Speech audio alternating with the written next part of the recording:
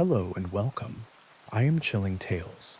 As you get ready for bed, you must know that you are doing amazing and you deserve all the sleep you can get. So as you are winding down, let me know where you are from and what time you are watching this video. Like and subscribe to help the channel if you'd like. Now put your mind at ease and let the story unfold. The crackling of twigs beneath my boots was the only sound breaking the hush of the forest. It was that hour when the light hadn't quite given up, but every color felt drained, as if the world was holding its breath. I'd always loved solo camping, the ritual of it, the honesty, something about the rhythm of walking, finding a spot, unpacking, pitching a tent, boiling water.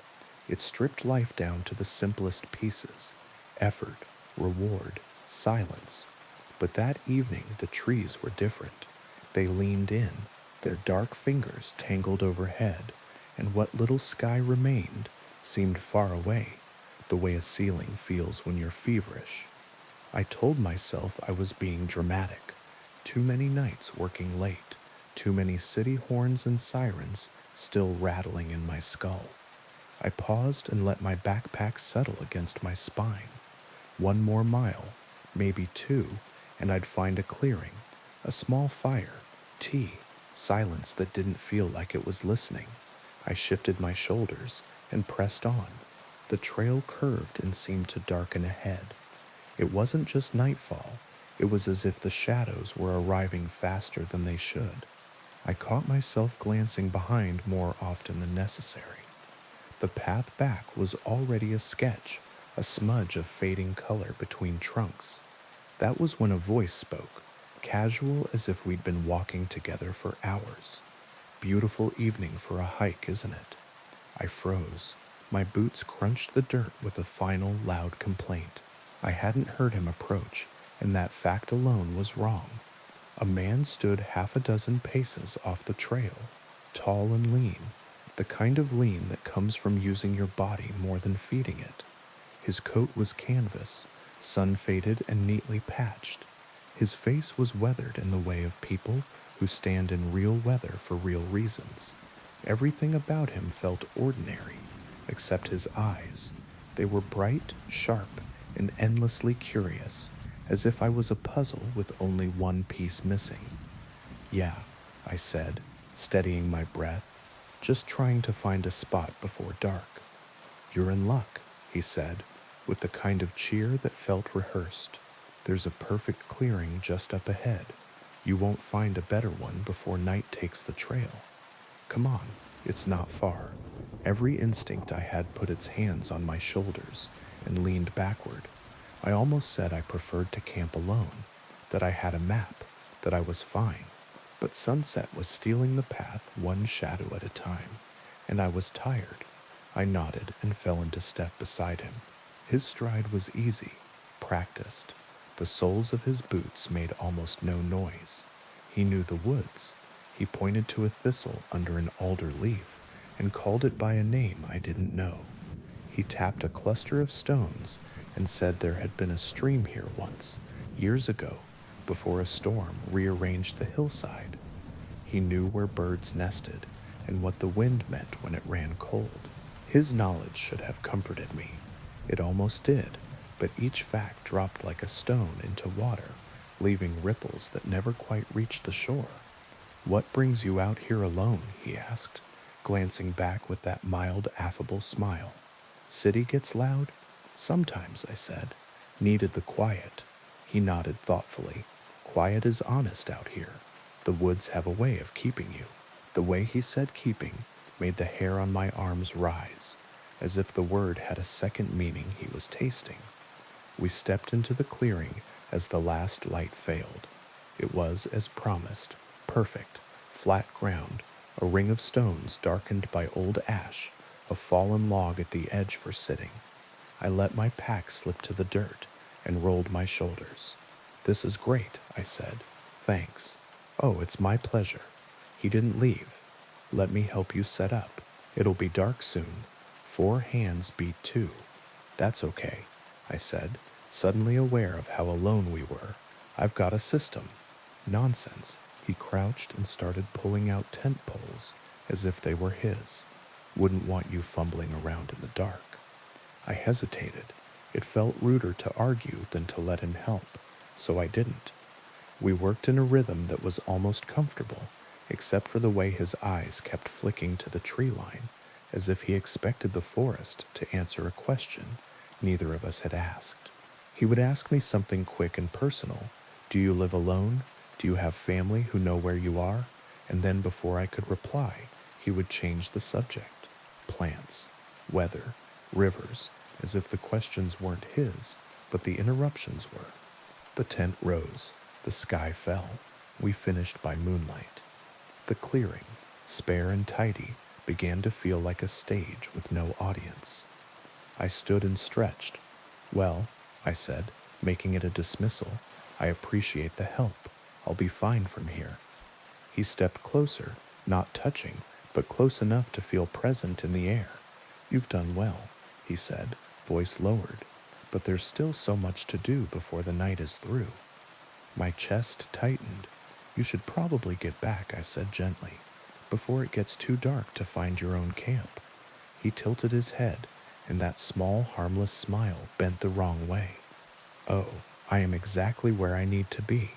You see, these woods, they get hungry, and it's been so long since we've had a visitor. The words landed heavy, and for a moment I wasn't sure if I'd heard them right. I gave a short, nervous laugh, trying to push away the meaning, but his eyes didn't let me. They gleamed in the half-light, fixed and patient. I took a step back, heart thumping. Somewhere an owl made a single sound, and then thought better of it. I considered the tent. My phone was inside, along with the illusion of safety, and he saw me consider it. He shifted his stance just enough to place his body between me and the zippered flap. Let's not be rash, he said, hands raised in a friendly gesture that only made my pulse quicken. The night is young. We have so much to discuss. I don't want trouble, I said. We can go our separate ways. But trouble already found you, he said softly.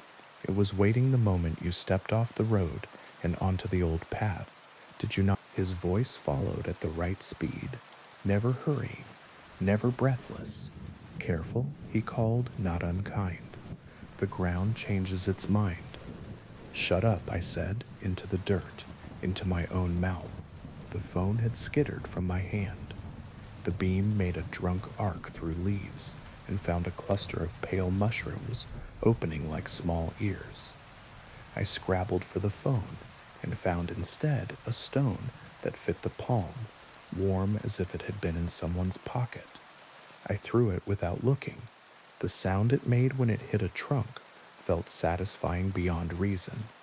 I crawled and then got my knees under me and then got my feet under my knees. The phone lay in a nest of damp leaves. Its light found me. I grabbed it and tasted soil and old rain and bark. The forest changed. You can say it like that, like a line item, but the experience is slower and uglier. The trees didn't move exactly.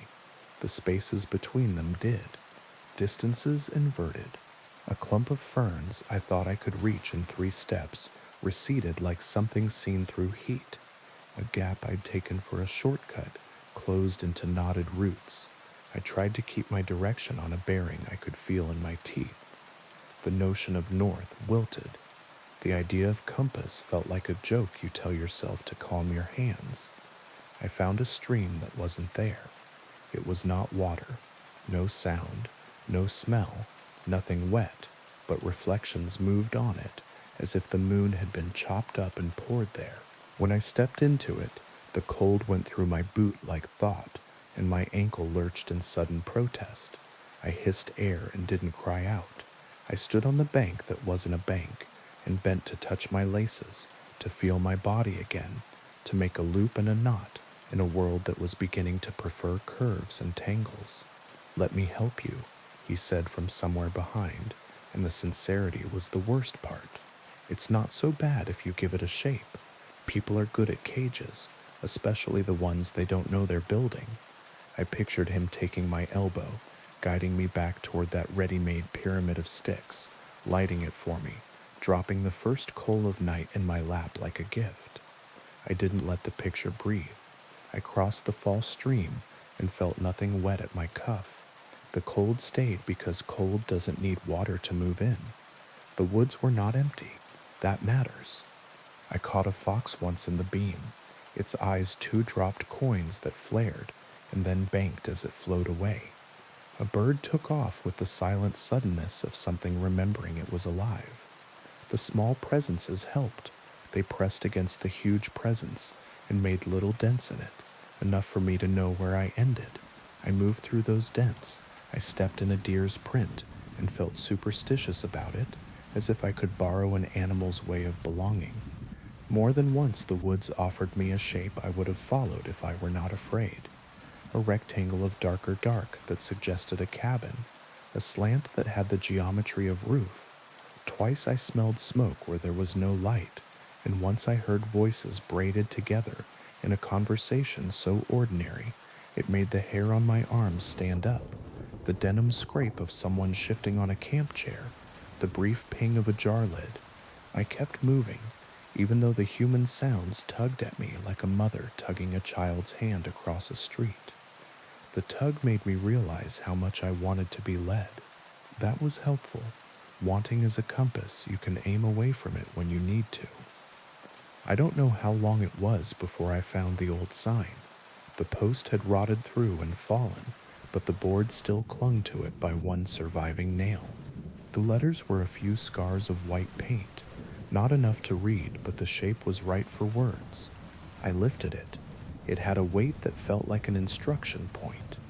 I turned it toward my left and immediately hated that the decision felt easy. I put it back down and faced the opposite direction and counted backward from 10 like a patient in a theater with masks and bright lights. When the counting reached nothing, I started walking where my eyes did not want to go. Something in the dark laughed. It wasn't him. It was the small, relieved laugh of a trick denied its performance. My ankle barked complaint every 20th step. I gave it a number, and then the numbers made a pattern, and then the pattern turned into pacing. When the pain was due again, I would slow, breathe into it, and then resume. It was crude and stupid, and kept me from thinking too fast, and so it saved me for a while. You do strange arithmetic when the night is trying to put you on a ledger. The slope lifted, the air changed. I paused only because my body paused, a decision I arrived at the way you arrive at a platform, because your train stops under your feet. There was a ridge here, low, hardly worth the name, but single-minded. I stepped along it, and the ground quit being tricky for a few minutes, as if the forest were bored and wanted me to leave so it could get back to itself. He came when I had begun to think he had decided to let me go. He stepped out at the edge of the beam with such ordinary timing that I wondered if I had invented the whole absence, just so he could return better. He did not look winded. There was a smudge on his coat where the branch had met bone. His smile looked tired now, but people who practice like to show you that they can fatigue and still perform. His eyes, though, those were bright as if distance didn't dull their appetite. "You're doing well," he said. "You're learning the shape of it." "What happens if I keep going until morning?" I asked before remembering I wasn't answering questions. The rule didn't exist yet, still some part of me had begun to keep it.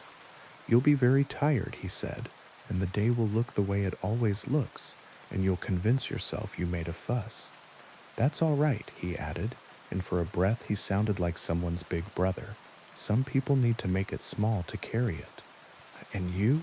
I said, damned by my own need to push. "What do you need?" He considered this, an actor pretending to break character. "I need the night to be long enough," he said. "I need what comes into it to have manners." "Manners," I repeated, because the word was wrong and therefore helpful. He shrugged. The bowl had collected colder air. Mist lay close to the ground, and when my beam slid over it, the brightness dulled, as if the light had been wrapped in cloth. The trunks ahead chewed the beam, and returned it in narrow, unhelpful bites. I tripped on something that sounded like bone, but was only a dry stick, and the part of my mind that names things quickly began to put skulls under leaves and rib cages in grasses. I breathed until the pictures stopped arriving quite so quickly. There were no bones. There were bones. Both things were true here, depending on which way you aimed your attention. At the far lip of the bowl, breath nipping, I heard water. Not the false water from before, but a child's version of a stream, eager to explain itself. I followed it and found a real runlet, making its way over stones like somebody's hands testing a piano. The sight of the tiny, honest industry unclenched something in me. I crouched and dipped my fingers. Cold was what it should be. The chill climbed the veins and wrote its initials in the thin skin at my wrist. I cupped and drank and tasted iron, leaf, night. When I stood again, I was tempted to thank it and didn't, because gratitude is also a kind of agreement. Polite, he murmured from a tree's far side, and my heart put both hands against my ribs. But prudent. How long will you keep this up? I asked, reckless with the small strength the water had given me. He walked into view with the unremarkable correctness of a man stepping into a kitchen. Until it's finished, he said. Everything ends. Even you. You talk like a priest, I said. I don't know why I wanted to stain him with a human job. He laughed. Priests talk like me, he said, or like the thing behind me, or like the thing behind that. His smile brightened. Keep going. You're almost where you're not supposed to be. That was a trick he hoped I wouldn't step into. The negative map, the invitation disguised as warning. I stepped into it anyway, because the alternative was stepping back, and stepping back had begun to feel like an apology that would harden into stone. The woods thinned without losing density. That's the best I can tell it. The trunks were farther apart, yet they looked closer together. I moved with the careful confidence of a person entering a room where someone is asleep. A pale strip opened, a path or a scar, or the memory of a road. It ran straight between trees that had learned how to stand like pillars. The straightness made me suspicious, and I welcomed that. Suspicion had saved me more times than bravery ever did. I walked the strip. After 20 steps, the air loosened. After 40, my shoulders pulled away from my ears. After 60, I could smell something that didn't belong in the woods. Ash and old paper, and a scent like chalk dust sifted through clean linen. I recognized the smell before I recognized the sight. I had smelled it in old buildings, in rooms where words had been carved into desks and left to accumulate. The clearing was thin as a held breath. I didn't see it so much as arrive inside it, like walking through a doorway with no frame. I knew it was a clearing because my lungs said it was. The trees had taken a step back and were pretending to be indifferent.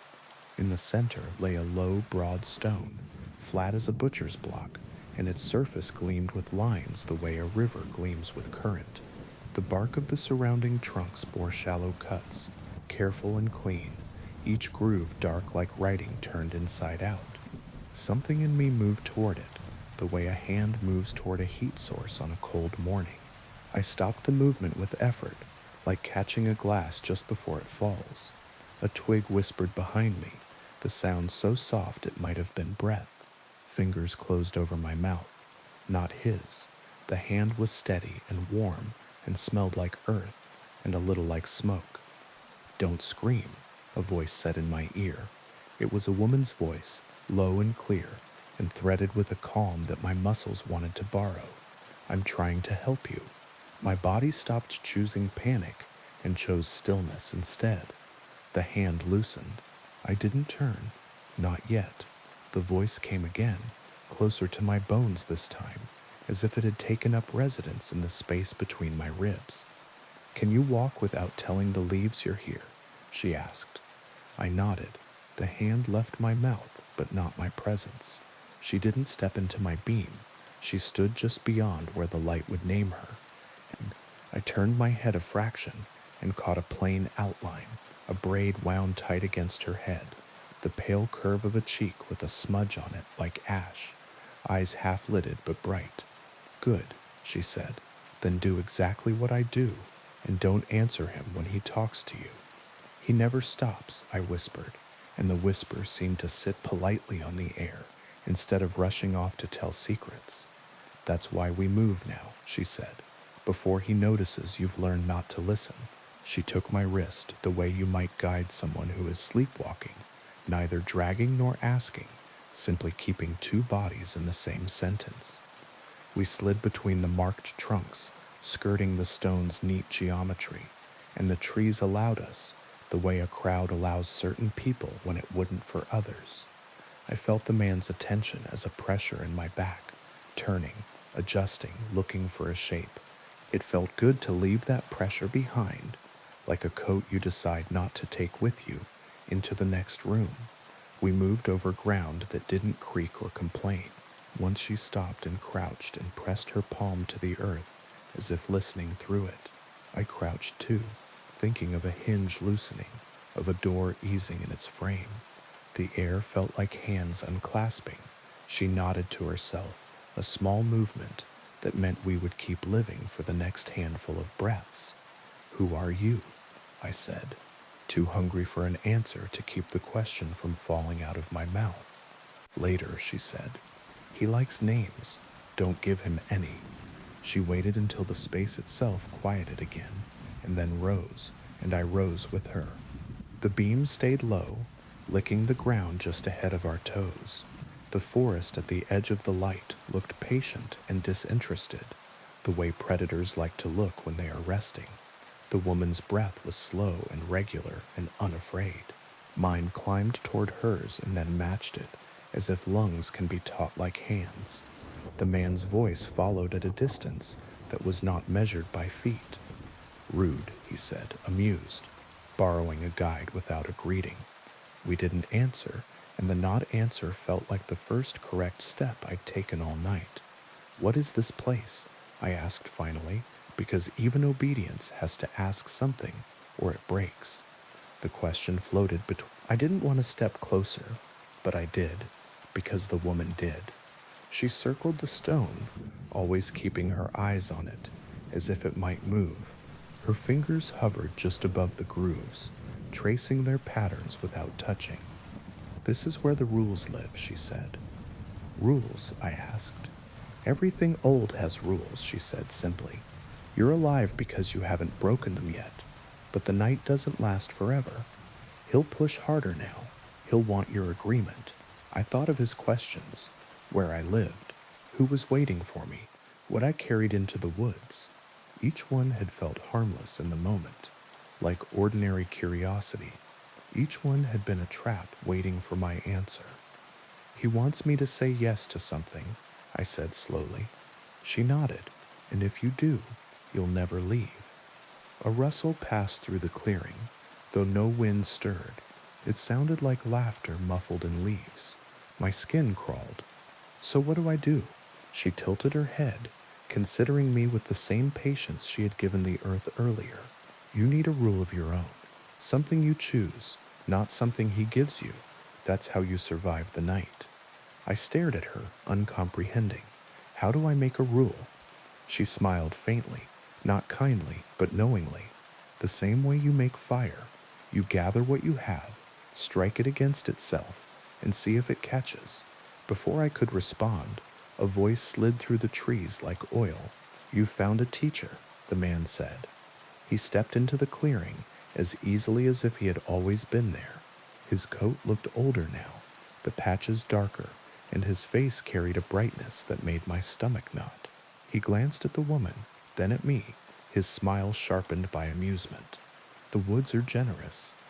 The woman straightened, her body angled slightly in front of mine. "Generous doesn't mean endless," she said. The man chuckled softly, shaking his head.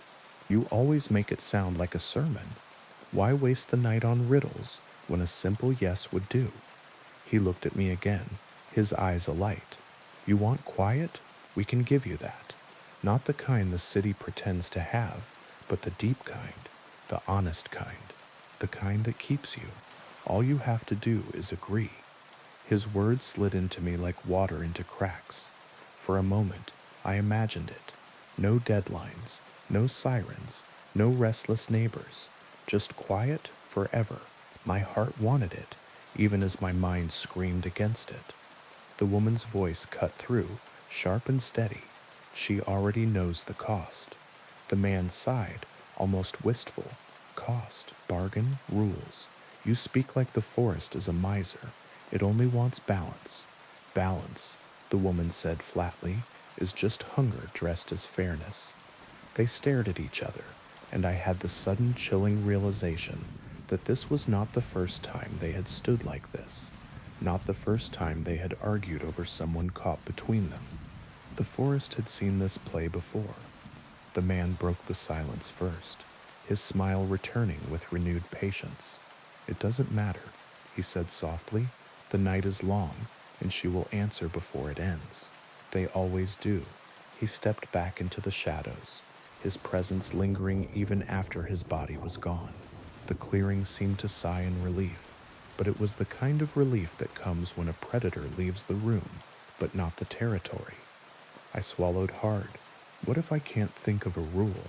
The woman's gaze softened slightly. "You will. The forest will press you until you do. That's how it works." Her words should have terrified me, but instead they steadied me. The forest was old, relentless, patient, but it had rules. And rules, once learned, could be survived. We stayed in the clearing, the stone glowing faintly under the moon, the air thick with the weight of what had passed and what was still coming. I thought about all the small rituals of camping I loved, the way a tent became a house, the rhythm of boiling water, the order of unpacking, rules I had given myself, repeated until they meant something. Maybe that was where I'd find it, something simple, something mine. But as the night deepened and the woods leaned closer, I couldn't shake the feeling that the forest was already listening, waiting for me to decide how I would let it keep me. Pravitane provoclanduris. I didn't know if the carvings made the clearing safer or simply honest.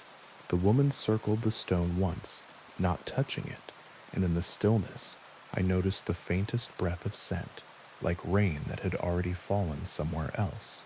She nodded to a space between two marked trunks, and I stepped there, feeling foolishly as if I'd just obeyed the first rule of a game I hadn't agreed to play. The stone's lines weren't random. They were shallow channels, intersecting and curling, like a river traced 100 different times, and here and there a notch had been carved deep enough to hold a small pool of moonlight. The woman pressed a finger to her lips, and then to the ground beside the stone. I mimicked her crouch. The forest breathed. My own breath finally slowed enough to hear hers, and I realized she was not afraid in the way I was. Her stillness wasn't rigid, it was patient. She leaned close so her whisper could live and die between us. "You didn't take the tourist trail," she said. "You took the old one. It opens after certain storms and closes when it's had enough." I thought of the weathered man, of the way his questions darted and hid, of how he'd known precisely where the wind meant something. "Who is he?" I asked, my voice cracking on the shape of the question. "He," she said, eyes lifting to scan the darkness between the nearest trunks, "is the trail's memory. There's always one. They learn the paths, feed the hunger, keep the balances. They don't start that way. They're made." A dry tick like a tongue on bark sounded somewhere beyond the ring of marked trees. Her hand tightened around my wrist once, a small anchor. "They smell fear," she said, "but they prefer consent." The words slid over my skin like cold water. "Consent," I whispered. "To be kept," she said, and then, with a small shake of the head, "or to keep." The notches on the stone caught the moon's pale attention, and the lines resolved into a shape I couldn't name, something between a map and a face. "I don't want either," I said too loudly. The leaves turned the sound over and over until it was quiet again. The woman watched me with an expression that wasn't pity. "Then you'll need a rule," she said. One that belongs to you. She touched one of the carved grooves and then pinched her fingers together carefully, as if gathering something invisible. When she opened them again, nothing had changed that I could see, and yet I felt the space around the stone take a breath. I'll hold the circle, she said. You decide. My mouth had gone dry. I tried to decide what deciding meant. The notches, the lines, the symbols in the bark. Someone had cut them with a purpose that didn't end at the edge of the clearing. What is this place? I whispered again, because maybe a second asking would buy me a second answer. A table, she said softly, for bargains that don't look like bargains. The wind didn't move, but something like it passed through the clearing. A rustle, a thinning. The hair on my neck lifted. The woman's head tilted. He's close, she breathed. Stay inside the marks. If you step out, the forest is the only listener. My legs wanted to run. My chest wanted to shout. But I stayed where the bark bore its careful cuts, where the soil felt oddly firm, and I tried to swallow the idea that this stone was a gate instead of a monument. The woman leaned against a tree and let her eyes close for the length of a slow inhale. When he speaks, she said, do not answer his questions. He has enough answers already. A shadow thinned between two trunks. The man stepped into the clearing as if it had been waiting for him, the way a chair waits for the person who always sits in it. He was smiling, of course, not wide, not unkind, just attentive. His eyes moved first to the woman and then to me, and the brightness there made me think of a knife well cared for. You found a guide, he said mildly. The woods are generous. The woman's gaze didn't move. You've been generous too long, she said. Let the night breathe without you. He clicked his tongue once, considering. That's not how breath works, he said. In and out, one and the other. Visitors and keepers. She chose the path. The path chose itself, the woman said. You know the difference? The man looked around the stone circle, as if appreciating a set table. It's late to argue doctrine, he said, and I don't have a quarrel. I came to offer comfort. The forest is always easier on the ones who accept its terms. His eyes settled on me again, bright and patient. You were tired, he said, voice warm. You needed quiet. We can give you that. A deep, holding quiet, the kind you carry back with you. Or, he added, with a softness that felt like a hand against the back of my neck, the kind that holds you here. The woman's shoulders lifted in a breath I could almost hear. She stepped once, only once, and the space between us felt different, thicker. She knows the cost, she said. She asked what this place is. She understood to ask. The man's smile quivered, as if he'd felt a thin thread snap somewhere he'd thought secure. He kept his voice level. You wandered, he said to me. You trespassed on old hospitality. The forest cleans its wound by making it a mouth, but there are exceptions for those who listen. He placed his palm on the marked bark of a nearby tree. The symbols there darkened, not in color but in presence, as if they'd been sleeping and now woke. Listen, he whispered. The ground hummed. It felt like remembering a song without recalling the words. I didn't want to listen. I wanted a rule, something small enough to fit between my hands. I thought of the camping rituals I loved, the clean lines, the order, the way a tent becomes a simple, honest house. I thought of a kettle, of water just before it boils, shivering with restrained motion. What rule? I asked the woman, barely moving my mouth. One you'll obey, she said. For a night, for a year, for a cost you can live with. I looked at the man's hand on the bark, at his coat, at the patches that were embroidered, not with thread, but with something that caught the moon like scales. I thought of the branch in my hands, the dry knock when it struck him, the expression he'd worn, not pain but surprise. He could be interrupted, he could be made to wait. Waiting, I realized, might be the only thing the forest didn't like. I'll keep time, I said, and the words came out before I knew what they were. The woman's eyes opened. Say it, she said. The man's head tilted. Careful, he murmured. Words fit like rings. My mouth opened, and the rule gathered itself, the way you let a loop of rope fall into order on the ground. I will keep time, I said. I will count the night by the small sounds it makes. If I keep true count until dawn, I leave with all I brought. If I lose count, the forest can keep something I forget to name. The silence after was not empty. The woman closed her eyes again, and when she opened them, they were damp. It's clean, she said. The man's smile didn't fade, but the brightness of his eyes did. Counting, he said dryly, as if I'd chosen a poor dessert. Numbers and bones. They have different tastes. He took his hand off the tree and flexed it once, as though it had fallen asleep. Very well. He spread his fingers, and the circle of bark-marked trunks seemed to lean very slightly away from him, as if the stone preferred what I had said. Begin, he said.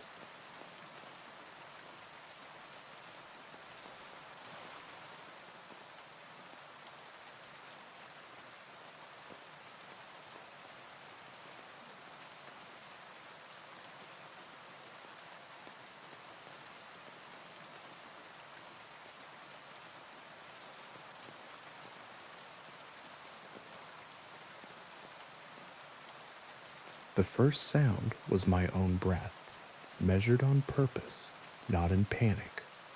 1. The woman lifted her hand and turned it as if cradling a delicate moth. A leaf let go high above us and spun to the ground in 3 small catches of air. 2, 3, 4. Far away, something moved like a deer that had remembered it was only a story told to calm a child. 5. Counting without counting minutes or hours was a strange prayer. You become porous, letting the night in on its own terms, only deciding that each entry deserves a number. The man moved around the edge of the circle like a shadow checking windows. He didn't touch the stone. He didn't need to. His presence pressed against it like a tide against a step. He spoke now and then, not to me, but to the space around me. Small remarks about the way moss clung to the shaded side of bark, or how the absence of flies meant the day had been cooler than it felt. None of it asked a question. The forest likes consent, the woman had said. It prefers to be invited, even if the invitation is only your answer to a question you didn't hear yourself make. I kept counting. A moth stitched across the cleared oval and vanished into the woman's hair. 6. A root settled underground with a soft wooden sigh that felt impossibly near. 7. A thin high creek like ice insisting to itself. It still remembered how to be a river. 8. The man paced slower. I felt his attention as a change in temperature, a nearness like standing on the line between sun and shade. You'll miscount, he said mildly. Everyone does. I didn't answer. A small wind found the clearing at last and lifted the tiny hairs along my forearms as if reading from a page. 9. The woman whispered something too soft to hear and traced the edge of one carved groove with her fingertip. The moon tilted a degree. 10. The hunger in my chest for speech was a physical ache. Language is a kind of heat, and I was cooling. That was, I realized, the forest's hope, that I would want to fill the silence with my own voice, to ask or answer, and in doing so, cede the count to something else. 11. The man laughed once, not unkindly. Time is a net, he said. It catches you when you forget you're holding it. Somewhere to my right, a sentence formed inside me.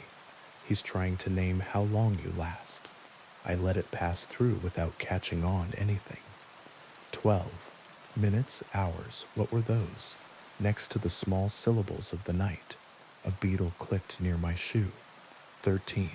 The man chose a different tack. He began to hum under his breath. A tune with no beginning and no end. The sort of tune you might tie a knot to if you were binding a bundle you planned to carry forever. I watched the way his throat moved, the small muscle at the jaw. 14. I was losing measure, not to sleep, but to a kind of drifting that pretends to be sleep. So I stood.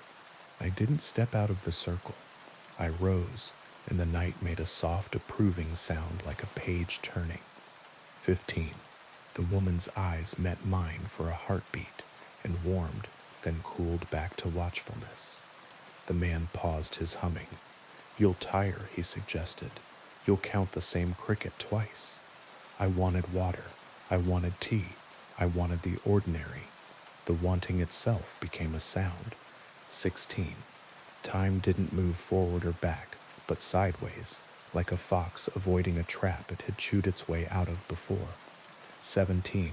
The notches on the stone had collected more moon. The lines glistened, and I recognized, for a split second, a coastline I had once seen from a plane window, a shoreline with secret harbors. The recognition itself was a noise, a small click. 18. My lips were dry enough that I licked them, and the tiny wet sound shocked me with its loudness. 19. The man sighed, and there was a thread of impatience braided through it.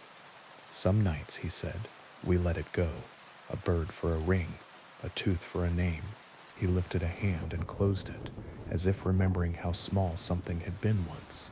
But not tonight, he said. It's been too long.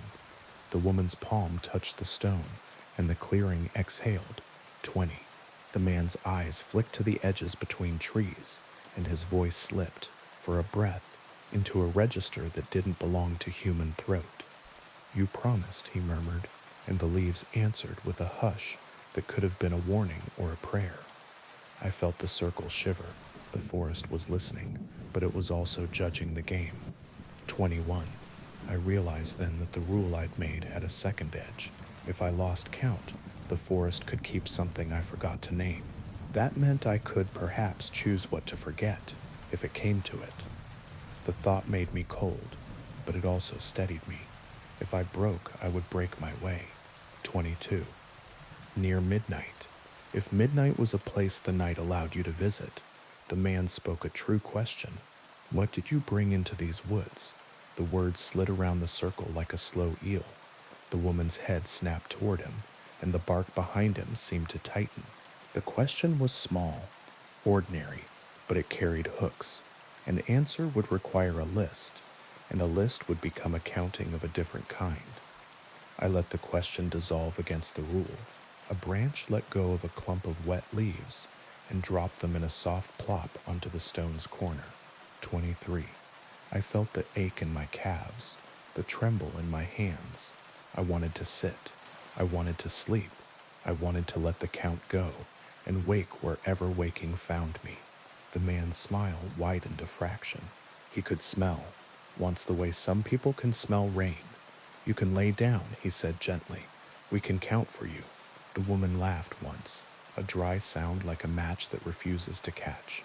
He'll count you, she said, her voice for me alone. He'll count you out. A small animal skittered at the edge of the clearing and stopped, remembering itself into stillness. 24. I let my knees bend but kept my feet beneath me, a compromise my body accepted with something like gratitude. The night's texture changed, coarser, as if the loom had switched threads. 25. When the man moved again, it was a tiny step that placed him where my shadow fell. My shadow shifted as if embarrassed. 26. The woman's fingers made a shape I didn't know, and then folded it into her palm. The man's shoulders eased, but not for me. He was easing toward dawn, as one eases toward a closing door, certain he could keep it open with a hand if he reached in time. What will you let it keep? He asked. Casual. The bus dropped me at a stop that might once have had a sign. Salt lived in everything, the faded bench, the splintered post, the grass that leaned as if the wind had taught it manners. The sea lay out past a tangle of low roofs and nets, silver gray and patient. I'd come because the city had been shouting for months, and I'd started shouting back without moving my lips. A friend of a friend said there was a coastal town where time forgot to hurry. There were rooms to let above the old chandlery, quiet enough to sleep to, she joked, and something in me, tired and reckless, took the phrase literally. I dragged my duffel along a lane that narrowed until the houses had to behave like neighbors. Windows watched but didn't judge. Someone had hung fish to dry. They spun slowly, as if the air had its own slow conversations. The wind brought me church bell smell, old wood, beeswax, the breath of stone, and then the quick tarry-tang of boats. Half the doors were painted the same stubborn blue. I began to think I had made a good choice. The chandlery had a sign so worn it looked like an old scar. The window displayed ropes in even coils, pulleys that remembered weight, glass floats with their nets like cradles. Inside, light fell in tall, slanted sheets and showed dust floating the way minutes do when they have nowhere else to be. A bell I couldn't see announced me with a thin, polite chime. Upstairs, someone called, and I found the staircase by finding the smell of lemon oil and old steps. The boards announced me to the building. The top landing opened onto a hall that had learned to be narrow in the right places. A woman was there, expecting me with the patient air of someone who has seen all the versions of Arrival. Her hair was the color of driftwood that had spent a season pretending to be a tree again. She wore a cardigan that had outlived 3 winters and decided this one could be easy. "You're the one who needs quiet," she said without malice. "I kept the back room, best for sleeping. You won't hear the bell except when it wants to be heard." "I don't mind bells," I said, "because talking about bells is easier than talking about why you've come." She studied my face the way people in small places learn to do, with kindness that is not the same as softness. "Everyone minds bells in the end," she said, and handed me a key tied to a length of braided cord. The room was tidy in a way that had nothing to do with rules, and everything to do with respect. Bed, small desk, chair with a cushion that remembered other people's careful bones. A window faced the water past the roofs, and when I opened it, the sea answered with a cool breath. The walls had been painted cream long enough ago that the color had decided to stay. In one corner, a shape under a cloth suggested a small cabinet or a large radio. I lifted the cloth and found a ship's clock the size of a dinner plate, brass that had dulled into elegance. The face was porcelain, hairline cracked like an old smile.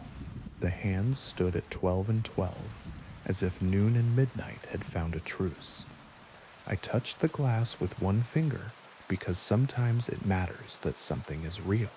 My finger left no print. The glass felt colder than the room. A small key sat upright on the cabinet beside it, like a guest with perfect posture. I did not wind it, not because of superstition. Superstition arrives later, but because silence was the point of this trip, and I didn't want a ticking to keep me company if I wasn't the one who'd invited it. In the evening, I walked down to the harbor, where the boats leaned on the water like men waiting to confess, and then decided against it. Nets were spread like lace and weighted with stones that remembered the hands that had chosen them. Children played a game that involved chasing gulls and pretending to be surprised by their laughter. The pub door sagged with the weight of its own stories. Warm light framed shoulders, caps, the brief flash of teeth in a joke that didn't need words. I bought bread that looked like it knew how to be bread and cheese that tried to leak, and a small jar of pickled something that the shopkeeper promised would keep you honest. Honest seemed like a lot to ask from a jar, but I took it anyway. Back upstairs, I ate at the desk with the window open just enough to let the sea count without my help. The air moved through the curtains like a patient hand smoothing someone's hair. The town made its small mechanical sounds, gate latches, the shy clink of china, a cough from someone who didn't believe in closing windows, and then decided it had said enough. Night came without ceremony. I boiled water in the tiny kettle the landlady had left, its spout the shape of something trying to remember a bird. The tea tasted like leaves remembering sun. I slept, not perfectly. Sleep has to be coaxed and reminded and forgiven, but in large, decent pieces. I woke once to the far bell agreeing with the hour, once to the fairy's horn, and once to nothing at all, which is my favorite thing to wake to. In the morning, the mirror showed a face that had set a few burdens down and was pretending not to look back to make sure they stayed. The landlady met me on the stairs with a plate of something that had begun as scones, and then changed its mind halfway to becoming biscuits. "Town's small on first days," she said, as if giving directions. "It gets bigger if you're polite." "I can be polite," I said, and the ease in her eyes suggested that she believed me, or that it wouldn't matter if she didn't. The day arranged itself the way good days do, without asking your permission. I walked the long curve of the seawall, with my hands in my pockets, like someone from a painting. I watched a man mend a net with the tenderness of a tailor and the focus of a surgeon. I let a dog make up its mind about me and wag when it decided in my favor. At the far end of the wall, a lighthouse lifted itself like a polite finger. It was not tall, but it had that dignity some buildings acquire when they've watched long enough. A lightkeeper's house sat close by, now boarded, with its shingles painted that stubborn blue the town loved. The boards were clean and recent. Someone had felt responsible. On my way back, I noticed a building I'd missed, not because it hovered or glowed or spoke, but because it failed to do all three, and thus hid in the space your mind leaves for unimportant things. It sat at the landward end of a narrow street that didn't like being a street. The facade was brick, the color of dried blood. Two windows stared at nothing, and between them a doorway taller than needed wore a faded lintel that might have once told a name. I would have walked past if the air hadn't changed. The way rooms change when you open a door to the hall and your body recognizes other breathing. I felt watched from inside by something that didn't care whether I came in or not. When I reached the chandlery, the landlady was at the counter, turning a coil of rope, the way one might turn a thought. "You found the lighthouse," she said without asking. Salt had tattled on me. "Stay away from the steps after rain. They go loose." "I saw a boarded house," I said. "We always hear it," she said, and then smiled in a way that could be an apology. We've learned to be polite to it. After breakfast, I took the long route that pretends not to end at the brick building, and then does. The lane pinched, the ivy leaned, the daylight became selective. Up close, the bricks were handmade, pocked and irregular, each one containing its own small history of heat. The lintel had letters if you let your eyes squint. I didn't. The doorway, taller than any door the town owned now, stood open to shadow. The interior smelled like old paper, minerals, and a hint of salt that had learned manners. I didn't cross the threshold, not because I was wise, but because I wanted to keep the option of caution. I stood in the mouth of it and let my eyes do the work. Benches, narrow, their surfaces polished by vanished patience. A table at the front where someone once sat to tell the weather what story it was allowed to be. A rack where flags might have hung, their meaning retired. On the right-hand wall, the ghost of a chalkboard drew a rectangle so convincing that my brain wrote letters on it and then was embarrassed. In the back, near the high windows, a rope hung as if it had just remembered gravity. It moved once in a breath that did not belong to me. Every place has its own quiet. This quiet liked to be counted, and suddenly I understood why I had wound the clock, why I slept at all. Counting makes a shape. Shapes keep you. I counted the sounds I could hear, and did not add numbers to the ones my mind tried to invent. The hum of a fly that had gotten old in the same room, the shift of a board that disliked damp, a far gull deciding that complaining wasn't worth it. 3, 4, 5. The rope did not move again, which seemed like a courtesy extended. Looking, someone said behind me, and I turned too quickly and did that flinch you do when you expect a stranger and find one who thinks you know them. He was a man in his 60s with the contented muscle of someone who still lifts things the right way. He wore a cap that had belonged to his father. I could see the inheritance in the way his head fit beneath its brim. He nodded toward the interior. "It makes you polite, doesn't it?" "I thought that was me," I said. "It is, until it isn't," he answered, and then stuck out a hand with a name attached. I took it and gave mine back. He rolled my name on his tongue like something he might offer to a friend later, and then tipped his chin toward the sea. "You'll know it by noon," he said. "The wind's gone nervy. Don't stand under the big door after 3. It drops its own shade when it's cross." The practical absurdity of the warning worked better than a story. "I'll keep to the small doors," I promised. He smiled as if I had passed a test he hadn't meant me to take.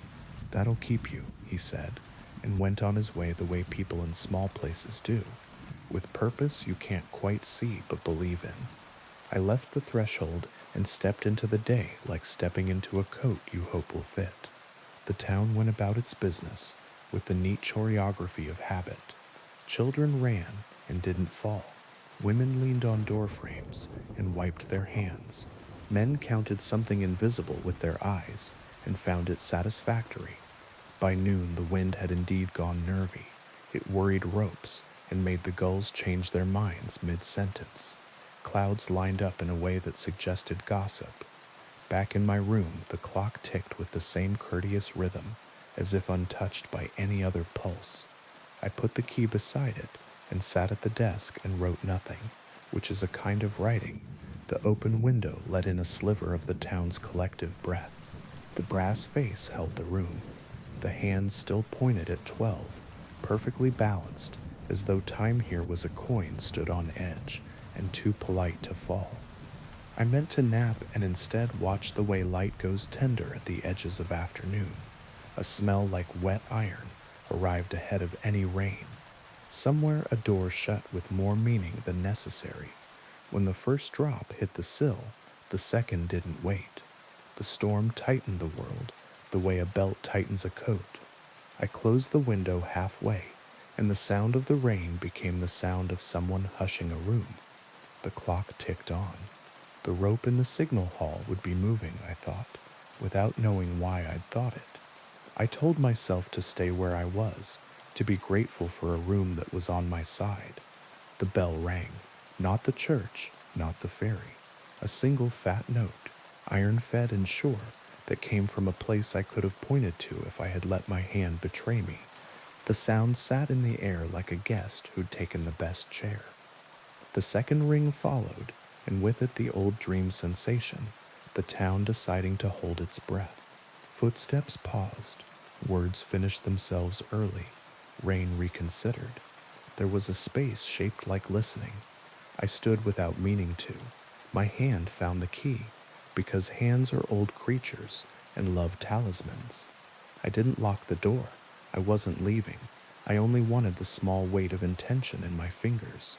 The clock did not hurry or slow. It ticked the way the sea breathes when it sleeps. I counted the silence after the second bell, because counting gives quiet a spine.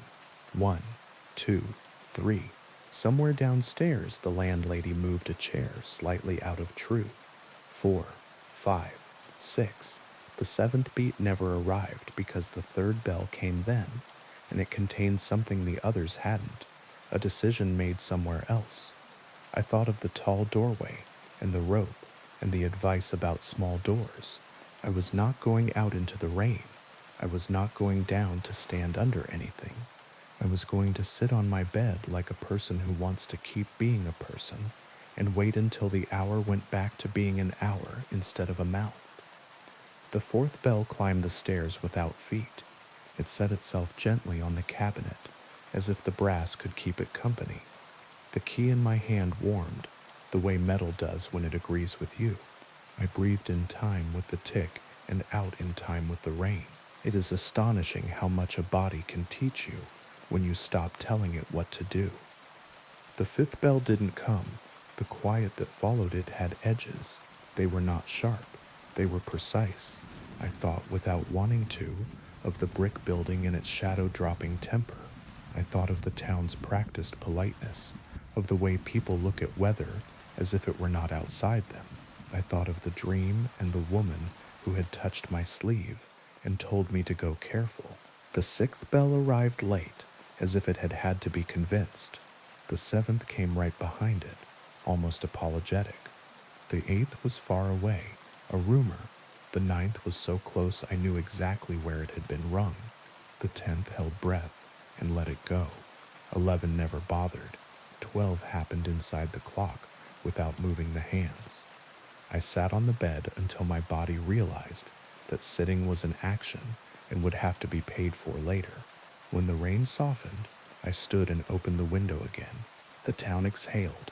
A child cried in the way children cry when no one is hurt. Boots went down steps. The sea returned to its muttering. The clock ticked on, kind and exact. That night I slept badly, because sometimes the cost is not fear, but wakefulness. I woke to the sound of net floats knocking together like old friends, then to nothing, then to the particular whisper of a foot on the hall, the landlady's, measured and soft. Near dawn I dreamed again, not of work on the sand, not of people stopping mid-gesture, but of standing in the tall doorway and being tall enough for it. The rope lifted, as if a hand were under it. I put my hand where a hand might be, and felt something like... I did not step over the threshold. I looked. I let the room look back, and somewhere beneath the floorboards, faint and steady and impossible, I heard a ticking that did not belong to my clock at all. The rope in the signal hall didn't move again while I stood there, and that felt like a kindness, the sort a place gives you when it wants to see if you'll take advantage. I kept my hands in my pockets and let the doorway frame the dark. If I leaned even a fraction, I would cross from polite visitor to something else, and I suspected the difference mattered more here than anywhere else I'd been. A gull cried above, sounding like it had forgotten the script. I turned away before the town decided I had overstayed. The lane welcomed me back without ceremony, narrow and damp-smelling, ivy heavy with last night's storm. The sky was clearing in streaks, pale blue showing between veils of cloud, and the sea, though restless, seemed to be forgiving. My feet carried me back to the chandlery as if it had been written in the floorboards. Inside, the air was warmer, scented with salt and rope and the faint citrus tang of the oil the landlady used. She was behind the counter winding twine with patient fingers, eyes narrowing slightly when she saw me. "You've been where you shouldn't," she said, not as an accusation but as a statement of geography. "I only looked," I admitted. "That's how it begins," she replied, but not unkindly. She tapped the counter once with the flat of her hand, the way you quiet a table of children. "There are rules. If you keep them, you'll find sleep. If you don't, you'll find stories. Stories don't let people rest."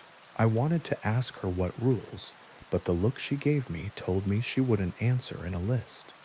She would wait for me to discover them, the way you wait for a child to understand that the stove is hot without saying the word burn.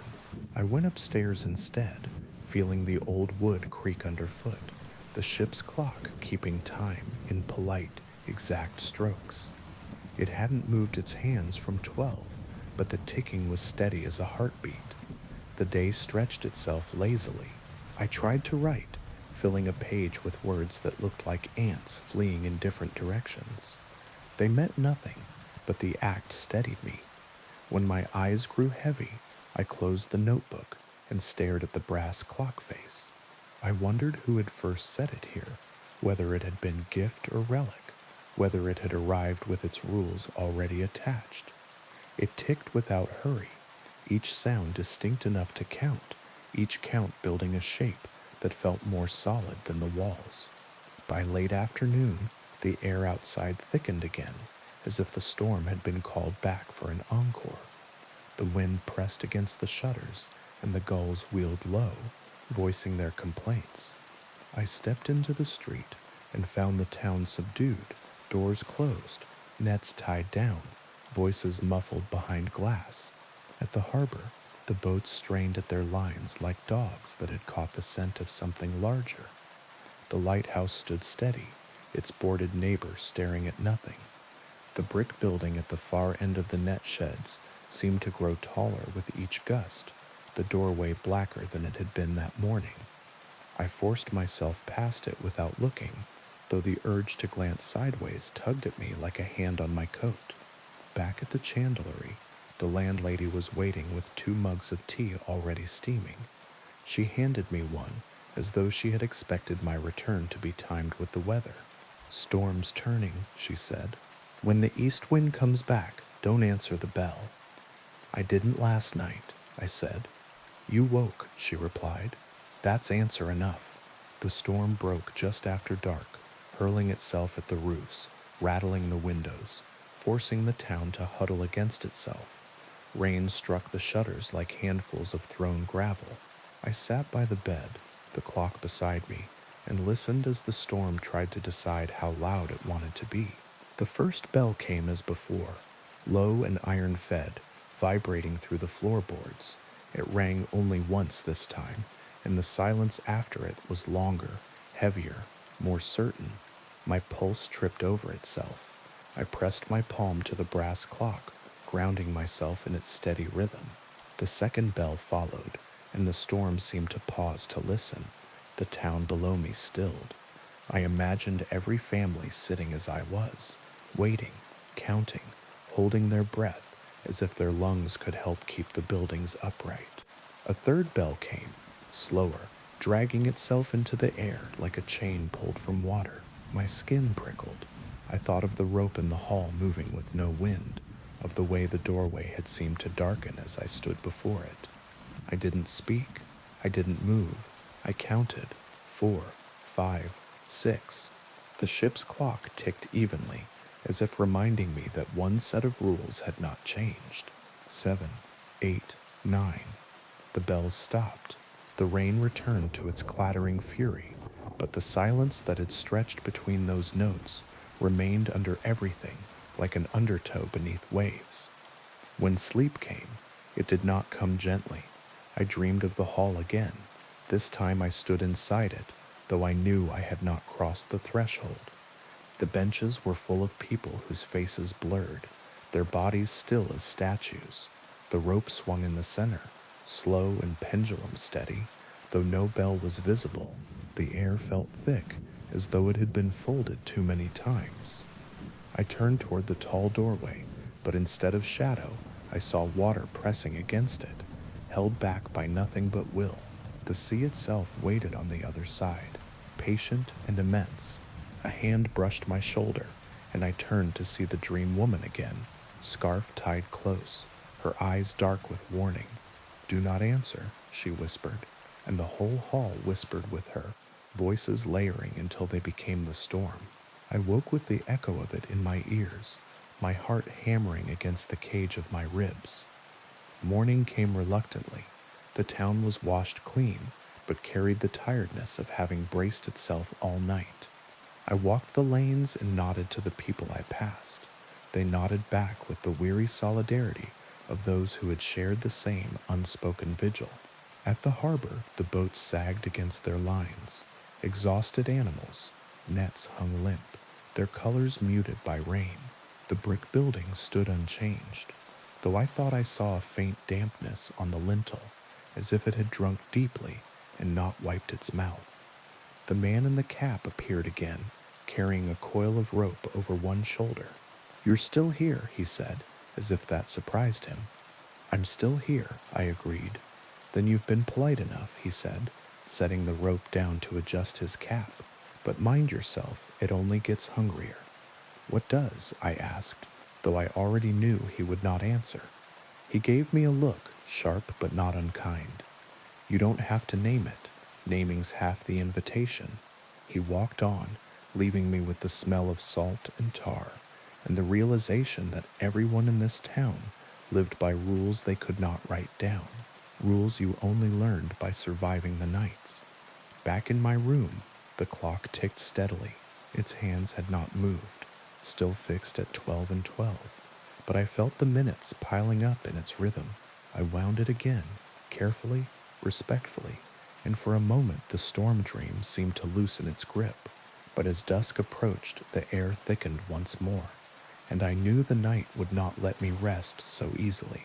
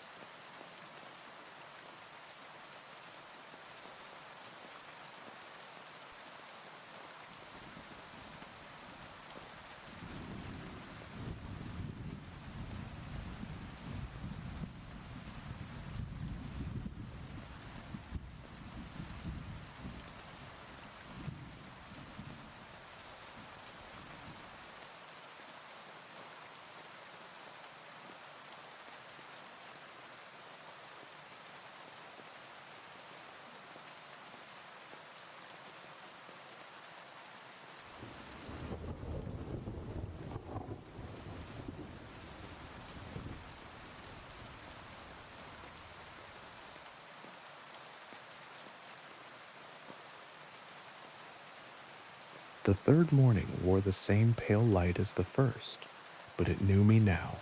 The town's faces knew me too, by the small adjustments people make when a stranger becomes part of the weather.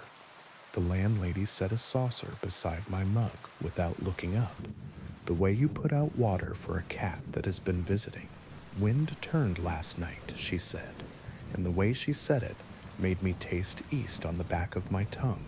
It'll try again tonight. They always try in threes. How many threes? I asked. As many as it needs to remember itself, she replied, finishing a neat knot and pulling the rope to test it. And as many as you need to remember yourself. I carried my tea to the window and watched the harbor remember how to breathe. Men coiled lines with hands that had learned patience from storms. Women beat rugs as if shaking sleep from them. Children stole each other's games and then traded them back. It would have been a comfort if comfort had been what I was here to find. Sleep is not comfort. Sleep is permission. There is a difference. I left the mug and walked the town with an intention I didn't entirely trust. I told myself I was looking for bread, for eggs, for something that tasted like morning. The truth was that my feet were going to the brick building because the part of me that insisted on politeness was losing to the part that insisted on knowing what rules I was being asked to keep. The lane narrowed, and the doorway grew out of it like a conclusion. The threshold held. The inside had shifted, but in the way a room shifts when light changes, everything in its place. But the place has learned a new expression. Dust motes hung squarely in a shaft of sun that found a high window and tested the air. The rope was still, but its stillness looked rehearsed. Benches waited with the patience of objects that have outlived owners. The chalkboard's ghost was less shy. Someone had dragged a fingertip across it recently, or last century. The space made its own time.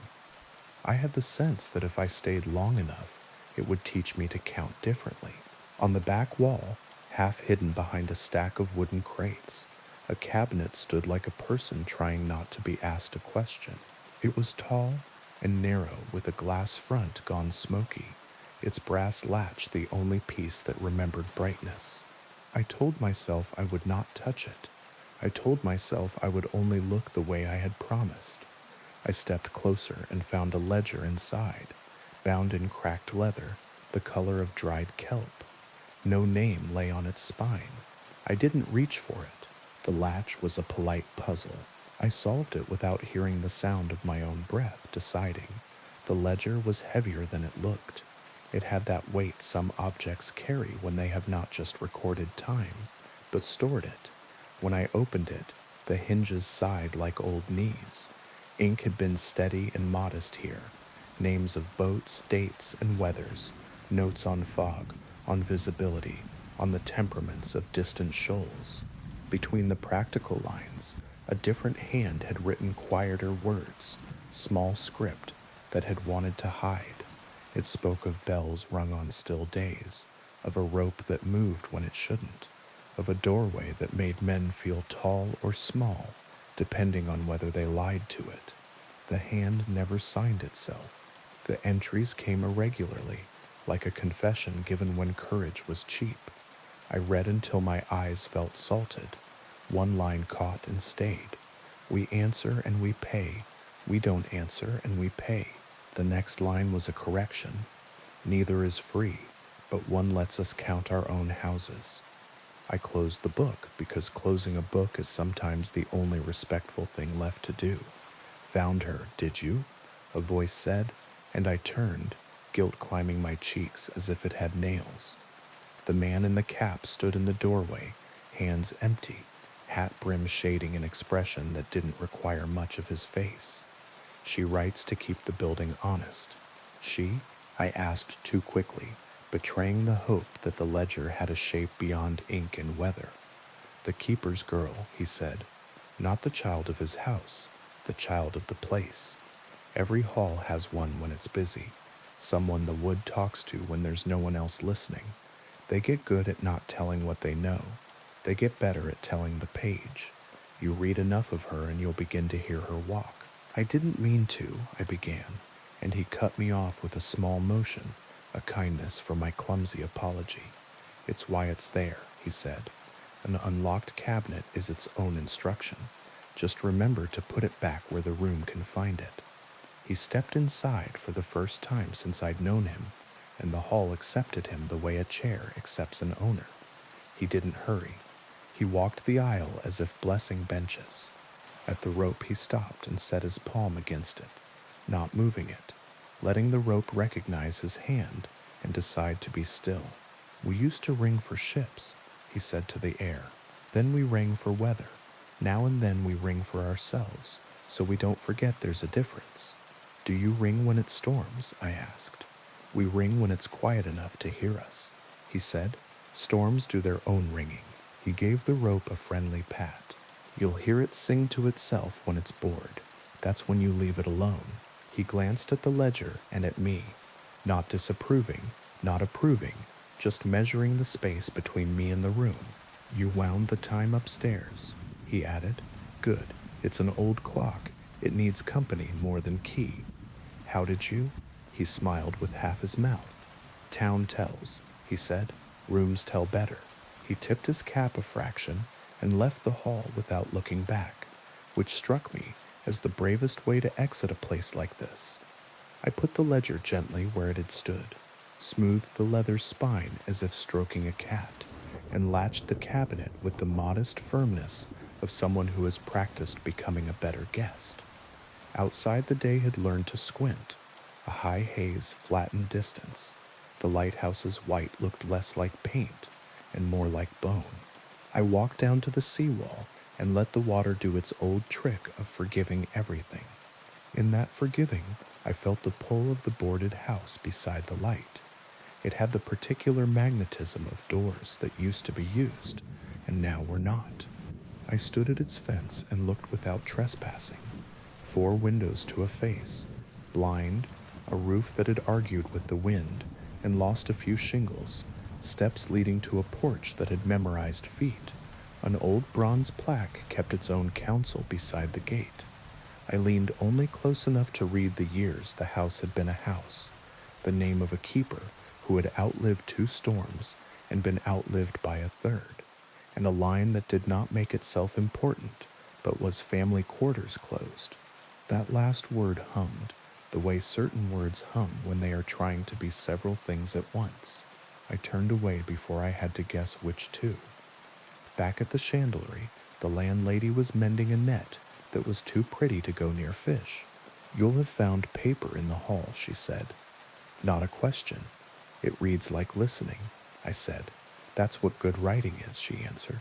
Listening with a place instead of to it. She worked 3 clean stitches and bit off the line. If you stay long enough, you'll learn how people here tell weather as if it were gossip, Less harm in calling it that. Do they talk to the building too? I asked. They talk to each other about not talking to it, she said dryly. It's a method. She looked up at me then, a long look that made me set my hands on the counter like someone preparing to receive instruction. There's something you'll want to understand before tonight, she said. Every time it hears itself, it asks us a different question. We practice not answering the question it asks. We answer a different one. That's how we keep our own houses. What questions does it ask? I asked, knowing I wouldn't be told. Old ones, she said, the kind that make you name who you are and what you'd pay to keep from changing. Do not say your name out loud when it's ringing. Don't say anyone else's either.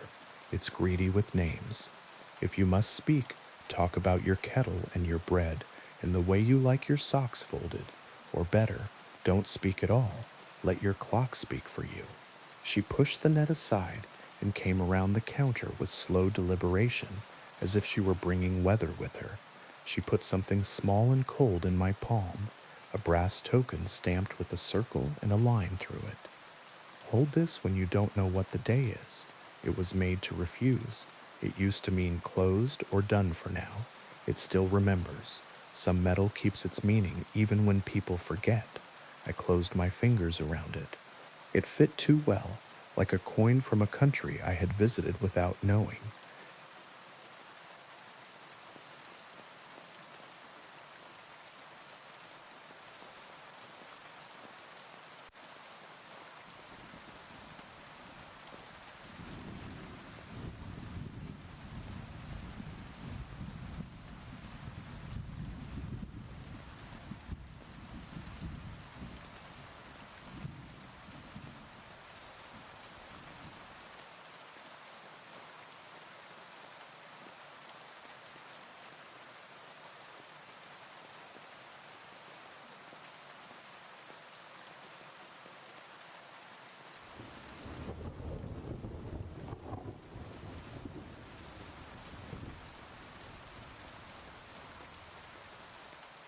The job was simple, on paper, which is the way certain jobs like to be.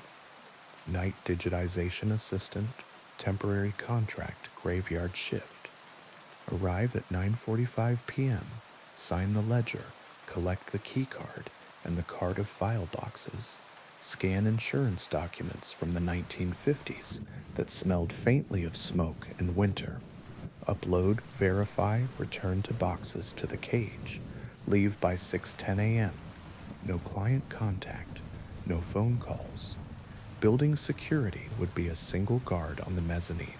If I needed anything, there was a radio with a cracked antenna that only talked to the mezzanine in short, courteous bursts.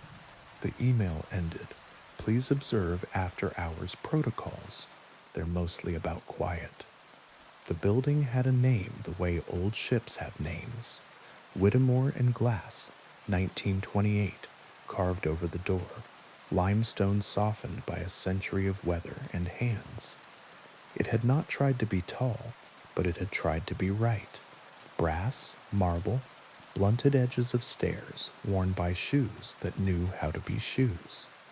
I stepped in, and the echo did that thing echoes do in good lobbies, announce you to the building in a voice kinder than your own. The guard on the mezzanine leaned over the rail like an usher. He had the face of a person who had learned to nap with his eyes open. A blue blazer hung from a hook behind him, dignified even off his shoulders. Night digitization, I said, raising one hand as if hailing a cab. First shift. Then you're early, he replied, checking a clipboard with a pencil that had been sharpened into stubbornness. That's the best way to arrive anywhere. Name? I gave it and watched him find it like a word in a prayer book. He nodded, satisfied, and pointed at a book the size of a pizza box sitting on the marble table below his perch. The cover was leather cracked into maps. A pen lay diagonally across it. Not modern, not antique, just permanent. Sign where it wants you, he said, which I disliked for reasons I couldn't name. Below that, practicalities. Keycards in the drawer. Third floor is archives. Backroom lights are on a timer. Scanner's temperamental. If it pretends to jam on the second pull, feed the page again upside down. Makes it think it won. I signed. The paper took the ink with a thirsty satisfaction, the way plants take rain. My name looked sensible there, as if it had been waiting for this particular calligraphy its whole life. The guard watched my hand, and then glanced at a clock that had been keeping time since laws wore hats. After-hours protocols are on the placard by the elevator, he said. They're simple. Follow them like you mean it. The placard was brass, etched shallowly, polished by generations of reading. After-hours protocols, it said, as if I'd wandered into a club for polite ghosts. 1. Do not use the west stairwell between midnight and 3 a.m. It tends to repeat itself. 2. If the elevator stops on 4 when you pressed 3, step out, step back in, and press 3 again. Do not look down the hall. 3. Radios are for check-ins at the top of the hour. If you hear your name at any other time, it is the mezzanine, and we are testing you. Do not answer until 0. 4. Reflections after 2 a.m. are none of our business. 5. At 5:40 a.m., return the boxes to the cage, sign out exactly as you signed in, and leave by the north doors. The south doors are for day people. I read it twice, felt a smile forming on my face, a small amused thing at someone's idea of atmosphere. The guard didn't return it. They're there because we learned them, he said, and in his voice a long line of knights turned their heads to listen. The elevator had a crank-era dignity and a retrofit of buttons that had decided to be honest. I pressed 3. It considered. It rose. On the way up, the world stepped away in increments, and I saw myself in the faint metal, tired, a little hopeful, the color of my coat faded by old sun. I looked away to be polite to the placard. The third-floor corridor smelled like paper that had learned how to keep its breath. Lights hummed magnesium white. The archive door had a grill inset like a polite prison. Inside, steel shelves marched neat as an army, labels written in block letters with numbers that told a story of their own. The scanner sat on a table near the only window tall enough to feel like a posture, its surface a square of glass that remembered every set of hands that had wiped it. A rolling chair leaned against the wall, judging nothing. The radio crackled on the cart. Mezzanine, the guard's voice said. Check at the hour. Welcome to Whitmore and Glass. Copy, I said, because language bends to the room it's in. He didn't answer. The clock on the wall, age indeterminate, second hand limping on purpose, said 9:52. I had time to breathe. I did. The first box was light with letters from 1951.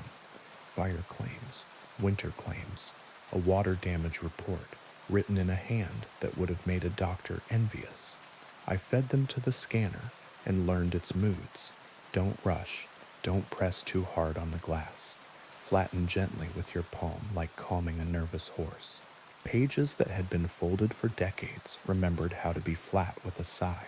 I named the files sensibly so that future me could find them. Date, claim, initials that had faded into time.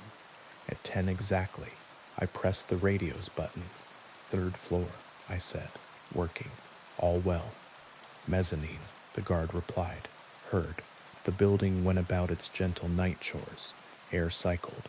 Ducks thought quietly. Far below, something heavy moved the way furniture moves when it tries to sit down without bothering anyone. I fell into a rhythm that belonged more to the room than to me. Feed, align, scan, check, name, return. Every 10th page I stood and left my body in the chair for a breath, the way you do when the task is good, but your bones have had a day. After a while, no timekeeping needed, just body footsteps entered the corridor and walked the floor like someone testing an instrument. I didn't hear the elevator. The steps began at the far angle and came toward the archive door with a steadiness that made me set my palm on the scanner glass to keep from moving. They stopped beside the window. Through the grill, I saw a shoulder in a gray suit, the color of old money, no face. The steps did not belong to the building, the way the guards did. They belonged to the hour itself. They paused as if reading. The radio stayed quiet. I stayed quiet. The steps went on toward the west stairwell, and then, without sound to justify it, I knew they had turned around and climbed down the same landing twice. Protocol 1 was, apparently, not a joke. I worked. Work is a bridge you build between yourself and a place. At 11 third floor. Working. Mezzanine. Heard. At 11:37, the scanner took offense at a perforated form and pretended to jam. I humored it, fed the page upside down, and it decided to be helpful again, gratified by my willingness to let it win. At 11:50, I stood to stretch and saw my reflection in the window glass superimposed overnight. My face looked patient. The room behind me looked like a set that knew its lines. The second hand kept its limp. The radio stayed uninterested. Midnight had a weight in this building. You could feel it settle into the marble like a coin dropping into a jar. At 12 I pressed the radio and said my piece. The mezzanine's answer had a blink of delay, as if he had been talking to someone just then and had needed to excuse himself. Heard, he said. Mind the west stairs. I'm not using the stairs, I said, because I had learned to narrate my own safety. Elevator's loyal. Good, he said, and the line clicked back into its house. At 12:20, I needed the restroom, which lived 2 doors down, past the framed photographs of men in hats who had been called vice president when that job meant keeping keys and not much else. I took the radio because it felt like the sort of talisman you don't leave behind. The hallway echoed the way hallways echo when they have high ceilings and a memory for heels. In the mirror over the sink, the fluorescent light softened enough to make my face forgive me. I washed my hands long enough to feel like I had reset a clock. When I stepped back into the corridor, the elevator doors were open, framed by their own careful brass. I hadn't pressed the button. The car waited, lit, that mild square of space with a scuffed threshold that says, people. I stood where I was and let it wait. The doors did not mind. They hung open like a mouth prepared to tell a story, only if asked. I took one step forward, and the radio crackled once, not with voice but with that dry sound radios make when they are choosing their next word. 3rd floor, I said into it, a little too quickly. Bathroom break, returning.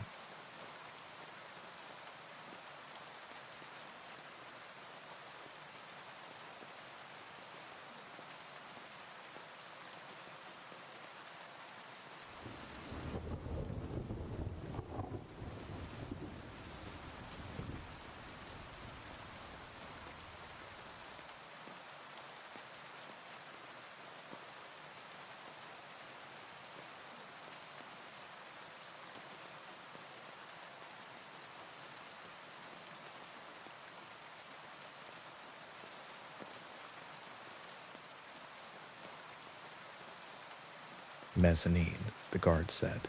Take your time. Don't rush the elevator. I wasn't, I began, and stopped. The elevator's light dimmed, and then brightened, as if it had blinked. I walked past it without stepping in, and felt something in the car's air consider me. Behind me, the doors closed without complaint. At 1, the check-in. At 1:14, the first real oddness. I pressed 3 on the elevator to return from a trip to the copy room, and the car took me to 4. The doors opened onto a hall with carpet, the color of a sleeping bruise, and lights that had decided to be soft. The placard's memory reached up and tapped my shoulder. Step out, step back in, press 3 again. Do not look down the hall. I followed the rule like I meant it. The carpet tried to be a horizon in my peripheral vision. The air smelled like flowers had been asked to behave. I did not look. Back in, button, 3. The car corrected itself like a well-trained animal and took me where I belonged. At 1:30, A page with a single line in pencil made me sit longer than I needed to. Keep receipt if it burns twice. It was nothing, just a secretary's quick note from a day someone's office stank of singed dust. But the words accumulated weight in my mind, the way certain phrases do in certain rooms. Burns twice. I put the page to the glass and gave it the flattery of a good scan, as if respect could move backward in time. At 1:58, I realized I had been humming. I don't hum. The tune sloped up and down like a stair that turned on itself. I stopped. The radio woke itself. Mezzanine, the guard said before I could press the button. 2 minutes. I'm here, I said, and suddenly needed that to be true in more than one way. At 2:00, the radio clicked and the check-in was simple. At 2:06, the window glass decided to remember it was a mirror, and for a moment I saw the room behind me, not as it was, but as it wanted to be in a different year. The chair newer, the table darker, a fan in the corner pretending to make a difference. In that reflection, the door to the archive was closed. I felt my own hand reach up and rub my jaw, and in the glass the reflected hand did not. It took a breath and put itself down. I looked away because Protocol 4 was clear, and because I wanted the rule more than I wanted information. At 2:21, footsteps again, the same steady measure, the same kindness to the floor. They went past toward the west stairs. I counted them against the clock to test something. They reached the landing at 2:23, and then reached it again at 2:24. The rhythm was exact, the repetition patient, like someone reciting a poem to remember a dead person's middle name. I pressed my lips together and held very still until the poem ended. At 2:40, I opened a file that didn't belong in the box. Wrong year, wrong department. A small folder labeled Night Ledger, borrowed. Inside, a thin notebook bound in red cloth. Not the big book downstairs, a cousin, a pocket version. The pages were nearly empty. In neat, tired handwriting, a list. If the elevator breathes, you breathe slower. If the west stair repeats, count steps and do not correct. If the radio says your name after the hour, tell it about weather with no nouns. Do not let your reflection start the conversation. At 3:15, go get coffee. Bring a second cup. Put it on the table by the door. Return the cup to the sink at 4 on the dot. Dry it. Leave no proof of wet. There was a blot beneath the last line, a small drowned star. I looked at the scanner, at the clock, at the door. At 3:10, I found a clean ceramic mug in the cabinets under the sink, chalk white with a hairline crack that made it more honest. I poured from the ancient carafe in the copy room. The smell rose and did what coffee does, made courage an option. At 3:15, because someone else had done this before me and left instructions, I poured a second cup and set it on the table by the door to the archive, where the grill looked like it could keep something in and let someone see out. The steam made a shape, and then another, and then decided to be air. Nobody came. The coffee sat. My own cup cooled and tasted like a story whose ending you already knew. At 3:59, with a small, embarrassed feeling I couldn't shake, I took the untouched cup to the sink and washed it. The crack in the glaze darkened and then dried pale again. I put it back where I'd found it. The instructions had not been for me, I told myself. They had been for the hour. At 4, the radio breathed. Not the guard, not a voice, the sound of a room thinking. I pressed the button and said calmly, the weather with no nouns. It will be. It has been. It is not. It pretends to. It would like to. It might if we let it. The sound stopped politely, as if satisfied with my grammar. At 4:20, the scanner refused a page that looked normal. It slid halfway, hesitated, slid back. I checked the rollers. Fine. I flipped the page. Same refusal. Third try, it took the paper and made an image that was all dark, as if I'd laid my palm to the glass. Fourth try, the text appeared in perfect gray, but the date in the corner was wrong by a year, 1950, instead of 1951.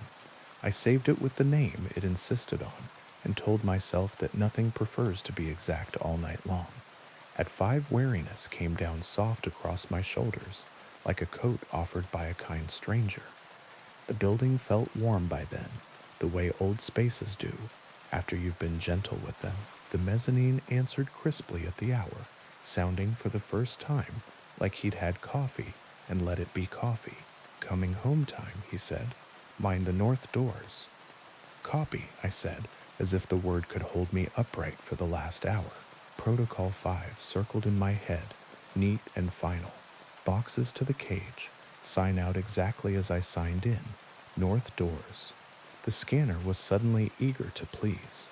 Pages flew, names settled, digital files lined up in their folder like well-behaved schoolchildren. At 5:32, the elevator came when I asked and took me to 3 instead of 4. At 5:37, I rolled the cart to the cage at the end of the corridor and slid the boxes into their slots, numbers returning to numbers like fish to water. I closed the padlock and felt it take my decision. At 5:40, exactly, I stood at the ledger in the archive to make the last notes I kept for myself, and noticed that the red notebook I'd returned to the borrowed folder was missing. The folder sat where I'd left it. The notebook was not inside. I did not look for it, not because I am noble, but because I had learned the weight of looking after. First night's the whole degree, he said, and picked up his pencil. The rest is practicum. I read the placard, I said. They're not jokes. No, he said, they're manners. He looked past me to the south doors, glass darker than it should be, as if the night had left part of itself there. North, he reminded, day folks can have the south. I turned to go and remembered the coffee. I didn't say anything. He didn't either. The morning outside had the brittle light of a new habit. I stepped into it and felt taller, not because I'd done anything brave, but because I had been precise in a building that demanded precision. On the sidewalk, buses yawned, and people began practicing their faces for the day. I breathed in the air that hadn't been filtered in 100 years, and thought absurdly of the instruction about the cup. I would come back the next night and bring 2 again. It wasn't superstition. It was a way to be courteous to an hour. At home, I slept in a way that didn't feel like quitting. When I woke, the city had already put on its noise. My phone had 3 messages I didn't listen to. I made tea because coffee belonged to the building in my mind. By early evening, I found myself looking forward to the elevator's small consideration, the scanner's moods, the mezzanine's brief acknowledgments that felt like finding a neighbor in a big place. The job was simple. The rules were simpler. I wanted the simplicity like you want a clean page. That second night, the ledger wanted me 2 lines down from where I'd signed before. I didn't argue. The guard nodded as if that had been a test I'd passed. Storm later, he said, glancing at the clock. If the radio talks during the storm, let it finish. Weather likes to hear itself. I won't answer, I said, and the words felt like buckling a belt. Answer at the hour, he said. Tell me something boring. Like what? Like the number of boxes, he said, and smiled. It makes the building jealous. The elevator blinked at me in a friendly way. On 3, the corridor smelled of warm dust. I set my things down, greeted the room in my head because sometimes that helps, and began to work. At 10, I told the radio there were 12 boxes on the cart.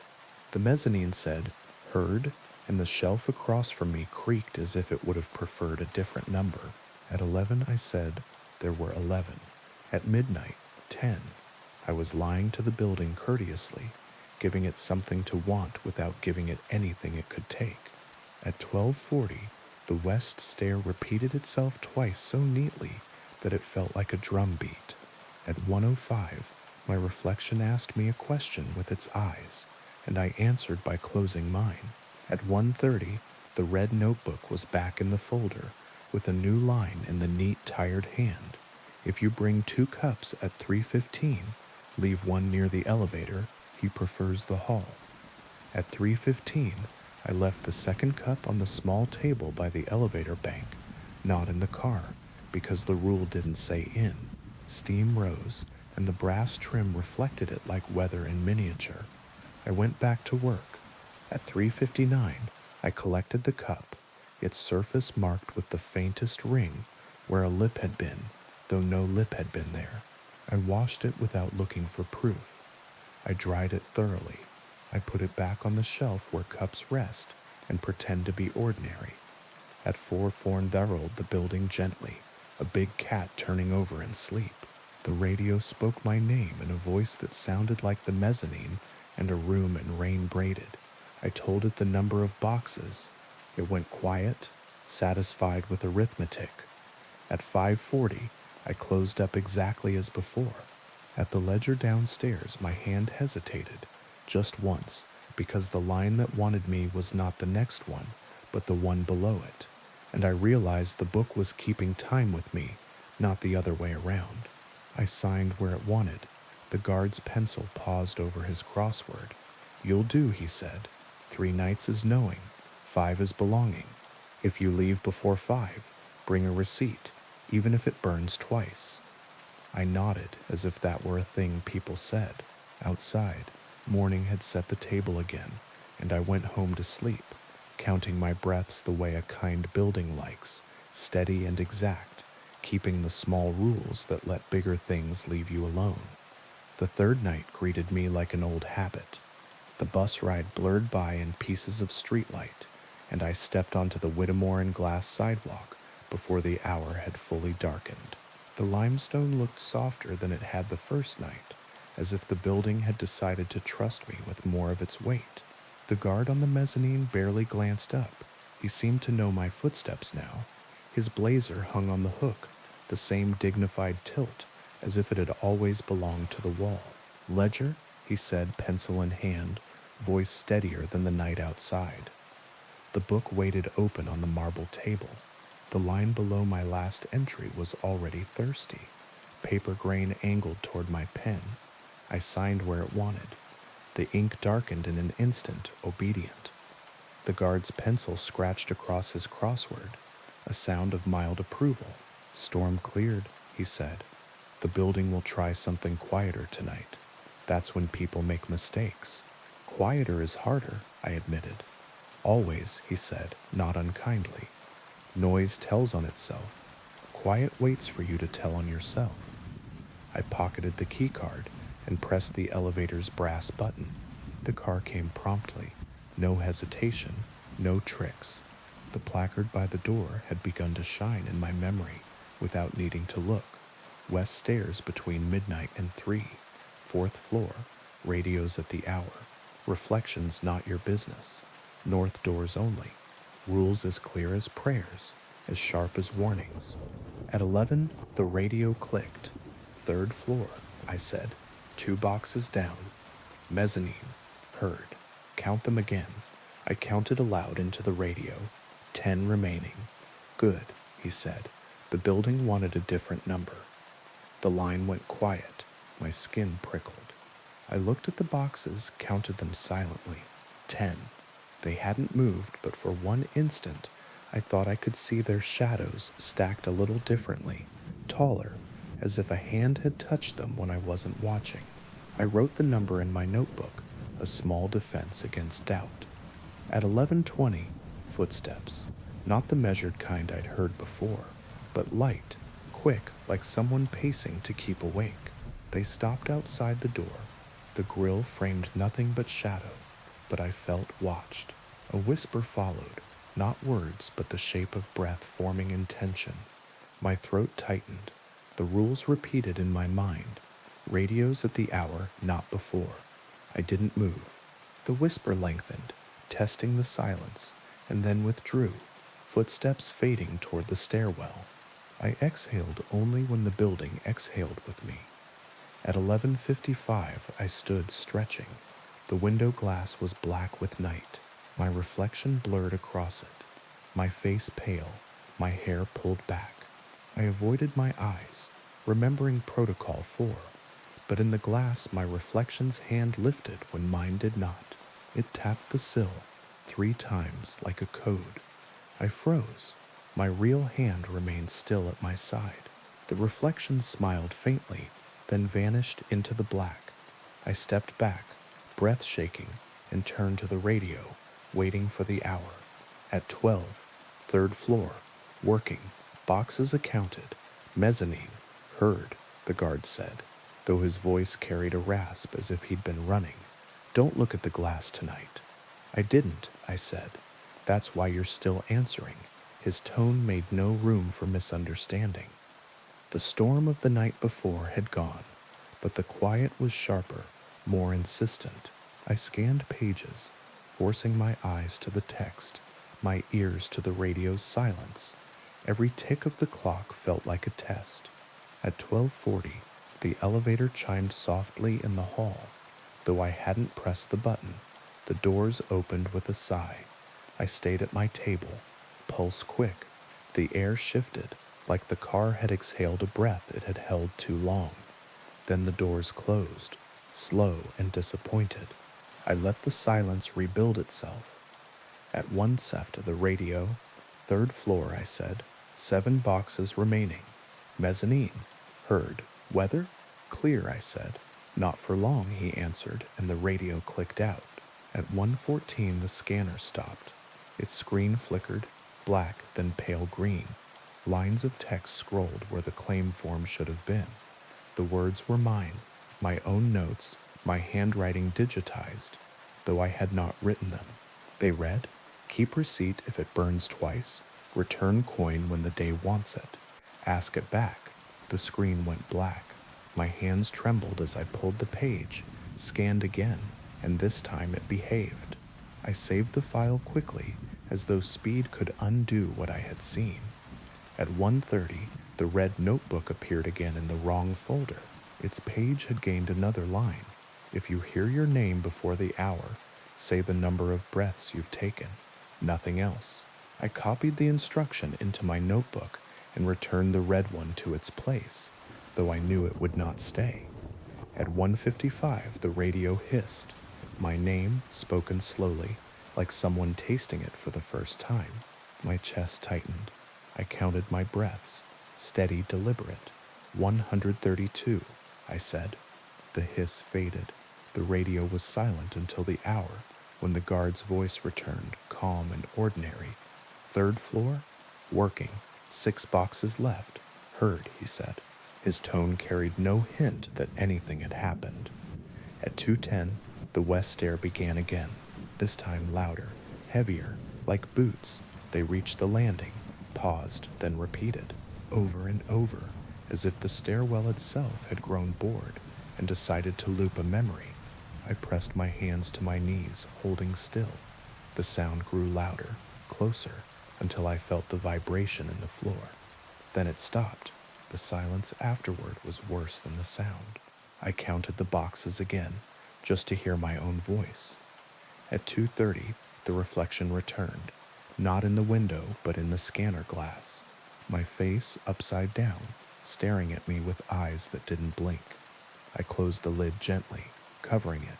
The scanner hummed like a throat clearing, then quieted. I pressed the radio at the hour and forced my voice to be steady. Third floor, 4 boxes left. Heard, the guard said. His voice sounded tired, but alive. At 3 p.m., my body ached with weariness. I made coffee in the copy room, poured 2 cups, set one on the table by the elevator, as the red notebook had instructed. Steam curled. I sipped mine and felt the warmth reach my bones. At 3:15, the cup by the elevator had cooled, the surface rippling faintly, as though someone had just set it down. I carried it back, washed it, dried it. No proof remained, but the crack in the glaze was deeper now, almost a second mouth. I put it back and returned to my chair, throat dry. At 3:30, the scanner took a page and gave me an image of a corridor. Not mine, not this building's. Long, dim, lined with doors. At the end, a shadow turned. I deleted it, scanned again. The claim form appeared, ordinary. I saved it quickly and didn't look at the file again. At 4, the radio. Third floor, 2 boxes left. Heard, don't answer any knocks, the guard said. That's not a protocol, that's just advice. At 4:20, 3 soft knocks came at the archive door. Not insistent, courteous. My name whispered. Low, I held my breath. The knocks came again, slower. I pressed the coin in my pocket, though I hadn't meant to bring it. It warmed under my fingers. The silence returned. I exhaled only when the clock ticked louder, reclaiming the room. At 5, the last pages scanned, the files saved. I stacked the boxes neatly, rolled the cart to the cage, and locked it. The padlock clicked shut with satisfaction. At 5:40, I stood before the ledger again.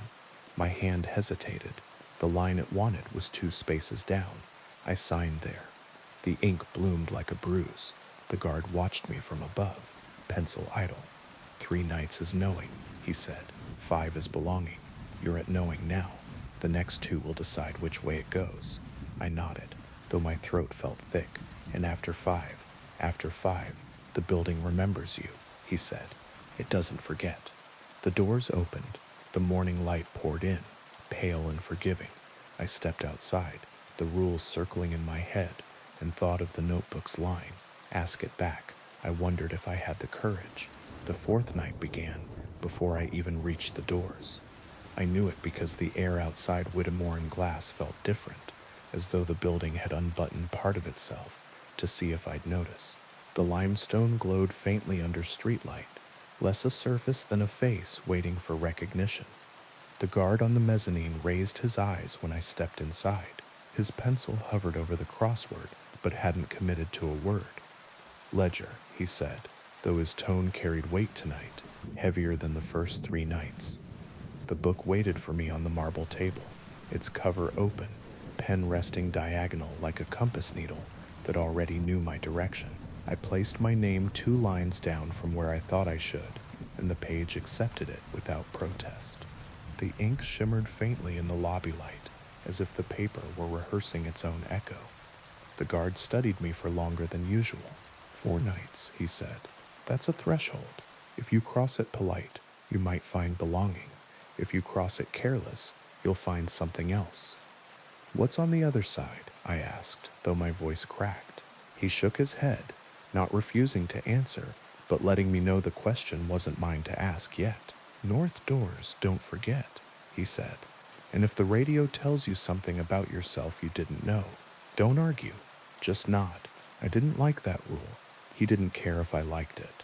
The elevator came quickly, its doors opening like an old friend deciding to be kind. On the ride up, I watched my reflection faint in the metal walls, not sharp enough to catch my eyes, but enough to remind me I had them. I pressed 3. The car rose without hesitation. The corridor smelled sharper tonight, less paper, more ozone, like the aftermath of a photocopier running too hot. The archive door greeted me with its usual reluctant sigh. Inside, the boxes stood ready, stacked in the neatness of waiting. The scanner hummed, glass cool under my palm. The radio clicked once, acknowledging me without words, then fell silent until the hour. I began with insurance claims from 1947, thin sheets typed by hands long gone. The words felt brittle in my fingers, brittle in the way memories sometimes are, capable of snapping if handled wrong. I fed them to the scanner, flattened the folds gently, saved each digital echo into its folder. At 10 I pressed the radio. 3rd floor, working, 10 boxes remaining. The guard's voice came steady. Mezzanine, heard. You sound tired. Drink water. I obeyed, pouring a glass from the jug in the corner. The water tasted faintly metallic, as if the pipes remembered storms. At 10:30, I glanced at the window. It was dark, reflecting me dimly. My reflection seemed normal at first, but when I lifted my hand to rub my neck, it didn't follow. Instead, it wrote something in condensation across the glass, though I hadn't breathed near it. 1 word, ask. My stomach nodded. Protocol 4 whispered. I remembered the red notebook's instruction. If you hear your name before the hour, count your breaths. 150, I whispered. The sound faded. leaving only the hum of the lights. At 11:30, the scanner refused a page. Instead of an image, the screen filled with text I hadn't written. The handwriting looked like mine, but older, as if aged by years I hadn't lived yet. The words read, "Don't answer with silence. Silence is still an answer. Ask it back." The letters pulsed faintly on the screen, then vanished. I scanned again. The page appeared normal. I saved it quickly, but my fingers trembled. At 11:55, I prepared for the check-in, nervous. The radio hissed. My name again, softer this time, coaxing. I pressed the button and said firmly, 200 breaths. The hiss stopped. At the hour, the guard's voice arrived, steady but weary. 3rd floor, 8 boxes left. Heard, he said, then paused. Don't let it charm you. Charm is a hunger with good posture. Midnight settled differently tonight. The silence had edges. I scanned page after page, forcing rhythm into my bones. The tick of the clock became a lifeline. At 12:20, the elevator chimed in the hall. The doors opened. I didn't press the button. The car waited, empty, its light too bright for the corridor. I ignored it, pressing the radio instead. 3rd floor, elevator opened. Mezzanine. Heard. Let it close itself.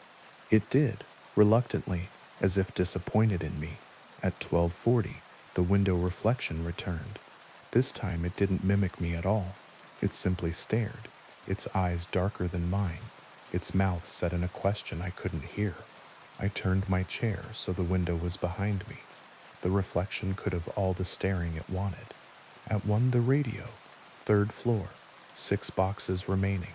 Heard, the guard said. His voice wavered, as if the building had leaned too close to his perch. At 1:15, the scanner displayed not text but a photograph, black and white, grainy, of the very room I sat in, but emptier, with wooden tables instead of steel. In the center of the image, a woman sat at a desk. Her face was pale, hair tied back, eyes fixed on something outside the frame. Her hands rested on a red notebook. I blinked. The image vanished. The page scanned normally. I saved it, my pulse hammering. At 1:30, I checked the box labeled Night Ledger Borrowed. The red notebook was inside. I opened it carefully. A new line had appeared. At 1:45, open the ledger downstairs. It will already be open for you. Sign nothing, only look. My throat tightened. I shouldn't. Protocol said nothing about leaving my floor. Yet the note pulsed in my mind like a heartbeat. At 1:40, I hesitated at the archive door, radio in hand. The corridor stretched long, lights buzzing. I pressed the button, 3rd floor, leaving to check something. Silence. Then the guard's voice. You'll find it open. Don't linger. My legs carried me to the elevator. The ride down was long, as though the building had stretched itself. The lobby was dim, shadows deeper than before. The big ledger lay open on the marble table, pages spread wide. I approached slowly. Names filled the lines, neat and endless, in handwriting that shifted from decade to decade. Some names I recognized faintly, old city officials, businessmen whose portraits I'd seen in dusty hallways. And then I saw mine, written not once but twice. The first entry was from the first night. The second was from tonight. Below it, a 3rd space waited, my name already half formed in faint gray, as though the book had started writing it for me. I stepped back quickly, breath sharp. The ink shimmered faintly in the dim light. I whispered without meaning to, "What do you keep when we don't answer?" The ledger pages rustled as if caught in wind, though the air was still. I turned and hurried back to the elevator, heart pounding. At 1:55, I returned to the archive, chest tight. The radio hissed my name again. I whispered, 280 breaths, and it stopped. At the hour, the guard's voice came calm. 3rd floor? 5 boxes left. Heard. You looked. Good. Looking is safer than signing. At 2:15, The west stair boomed louder, heavier, until the sound vibrated the walls. It repeated the landing 3 times before fading. The silence after was a vacuum. At 2:30, my reflection in the scanner glass smiled faintly, though my lips were pressed tight. It lifted its hand and pointed downward, toward the lobby. I shut the lid quickly, breath shallow. At 2:40, the scanner spit out another image, the ledger, open, with my name written a 3rd time. I hadn't touched it. The ink was fresh. My stomach dropped. I saved the file under the name the machine insisted on, my name 11948. At 3 wall, 3rd floor, 3 boxes left. Heard, the guard said, his voice sharp. Finished tonight. Tomorrow belongs to it. At 3:15, I poured 2 cups of coffee, leaving one by the elevator as before. When I returned at 3:59, the cup was empty, dry, as if nothing had ever filled it. I washed it, dried it, put it back. At 4, the radio hissed once, then spoke. My name, followed by words I hadn't expected. You belong here now. My chest clenched. Protocol said, do not argue. So I nodded, though the guard couldn't see. At 4:10, the scanner gave me one last trick, a file image of my own hand holding the brass coin from the coastal town, though I had left it at home. I stared, shaken, then saved it under the date the system assigned, 5:40. At 5 sublock, I finished the last pages, locked the boxes in the cage. My hands shook as I pressed the elevator button. The ride down was smooth, the car patient. The ledger waited again on the marble table. My name now appeared 3 times, each darker than the last. The pen lay diagonally, daring me. I didn't touch it. The guard's eyes followed me from the mezzanine, pencil still. 4 nights, he said softly. You've crossed. Tomorrow decides if you keep your house, or if the building keeps it for you. I nodded, throat too tight to speak. I left by the north doors into the brittle light of morning. The city had begun to stir, buses yawning, people practicing faces for the day. But my thoughts remained behind, in the lobby, with the ledger that wrote my name before I did. The 5th night met me at the curb like a verdict. The limestone looked almost wet under the streetlights, as if the building had washed its face before seeing me. My feet knew the rhythm up the steps. Inside, the lobby held its breath politely. The guard on the mezzanine didn't speak for a moment, pencil hovering, blazer a dark shoulder against the rail. Then ledger. He didn't need to say more. The book lay open on the marble table, with the pen resting at a precise diagonal that felt like a hand placed on a forearm. Easy now. I looked without letting my eyes rest anywhere too long. My name occupied 3 lines already, the 3rd one darker than ink has any business being. Below it, the page had swollen very slightly, as though something beneath the paper were inhaling. A 4th space waited. The first letter of my name ghosted there like frost on glass. I didn't touch the pen. North doors when you go, the guard said in his usual tone, and then almost gently, if it calls you by a name you like better than your own, pretend you didn't hear. It felt like a benediction disguised as bureaucracy. I pressed the elevator button. The car came without coyness. On the ride up, my reflection in the brushed metal watched me not watch it, and we were both satisfied with the manners of the arrangement. The corridor on 3 smelled like warm paper and the inside of a coat you trust.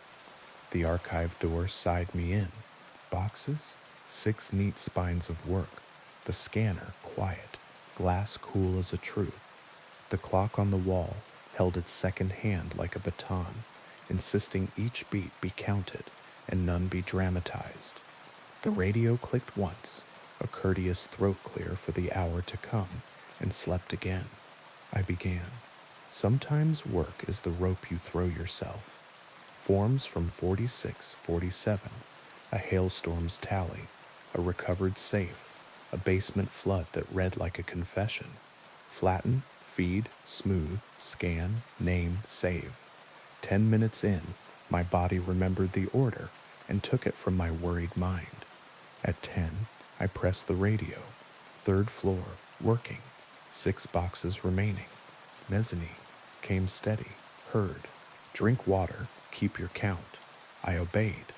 The pipes tasted like they had learned civility from storms. At 10:22, the west stair gave a single small creak, as if clearing its throat to make sure I was still listening. I didn't move. At 10:37, the elevator chimed and opened in the hall. The car's light fell a little too far into the corridor. I didn't look. It waited, then closed, disappointed in a way I could feel in my teeth. At 11 check-in, 4 boxes left. Heard, the mezzanine said, and then quieter. If the glass asks, don't answer. If it writes, read with your eyes closed. I didn't ask him how. Moments later, the window found frost, where there should have been only black. Letters drew themselves faintly in the dim. Keep count. The words unwrote themselves at once, shy to be caught behaving. I turned my chair so the window became a wall, and the wall became everything that mattered. Paper, light. My own breath counted to 10, and then again. At 11:18, the scanner flashed an image not from any claim. The ledger downstairs. I hope you enjoyed that one. Now on to the next story. The first time I heard the song, I thought it was the wind doing what wind does in places that have been emptied of purpose. The old quarry, everyone in town called the Hollow, had been shut for decades, a bite taken out of the hill and never chewed. I camped there because I was cheap, tired, and too proud to admit the motel's flickering vacancy sign made me nervous in a different way. By day, the Hollow looked like ruin with a view. Rusted cables drooped in lazy parabolas. A shattered conveyor belt lay like a peeled road. The pit itself dropped in terraces of stone, the color of old teeth, every ledge filigreed with scrub that had no interest in my opinion. By night, the edges lost their lines. The dark poured down and held still. I ate from a can, read by headlamp, until the words turned into ants, and slept hard enough to forget there was anything to be afraid of. Sometime near midnight, I woke because a voice was humming, not close, not far, the way a refrigerator hums felt before it's heard. It threaded the air with a tune more shape than melody, like the tale of a lullaby after the words fall off. I lay very still and listened to the tent fabric do its small shivers. The hum bent upward and down, then paused on a note that tasted like cold metal. I unzipped the flap an inch. Moonlight lay on the quarry floor in pale ribs. The wind moved in careful hands. Down in the pit, fog had gathered, where there had been no fog when I went to sleep. It was not rolling or rising. It was waiting. The tune changed. It tried my name. Not a perfect pronunciation, just the outline of it, like a stranger who has read it once and risks it anyway. My skin lifted as if a temperature had dropped inside me, that the air would get around to later. I closed the flap and told myself that sleep folds strange sounds into the shape of whatever you fear most. The second night, in a motel 20 miles away, the vent above the bed hummed the same melody. A woman's voice, high and even, like a mother who has rehearsed calm. When she reached the place where the note bent down, the vent breathed my name correctly. The TV volume didn't help, neither did running the sink. In the morning, I put my coffee down untouched and asked the waitress if anyone had ever complained about a noise from the Hollow. She went still, in the kind of way you see around grief. "Don't go back," she said, not unkindly. I wasn't planning to. She looked at me the way my 5th grade teacher did when I said I hadn't eaten the paste. It remembers who listens. The third night, I sat where the pit's lip turned to shale, and the wind had to decide whether to go on or circle back. Fog moved below, as if someone were stirring something heavy with a spoon too long. The song began as if it had been playing, and only now decided to include me, soft, patient, expectant. When it tried my name, it didn't try. It knew. "What do you want?" I asked, because questions buy time. The fog took on the suggestion of bodies, thin as pencil lines. Dozens, maybe more. They swayed gently, like reeds that have learned sorrow. The humming multiplied, harmonies arriving and leaving with the unison of a tide. The tune was older than the quarry and younger than the rock. "Come down," said my own voice from inside the song. Not an echo, a perfect mimicry. I stood. I didn't mean to. The body answers music with movement. Gravel shifted under my boots. The descent toward the service road suddenly looked reasonable, like stairs you just hadn't seen before. I took one step because one step is how falling introduces itself. A beam of white light slashed the fog. A truck's horn startled the hill. The foreman of the road crew, who'd been regrading the county line, leaned out his window, face creased with a kind of anger that has fear woven in. "Not tonight," he called, as if he knew the schedule. I blinked. The shapes below softened back into fog. The song dropped to a hum that felt like a room clearing its throat. "Not tonight," I said back, to the pit or myself. I went home by a route my GPS didn't recognize until it did. After that, it stopped being nightly. It started being everywhere. A kettle reached a boil in my apartment and held the note too long.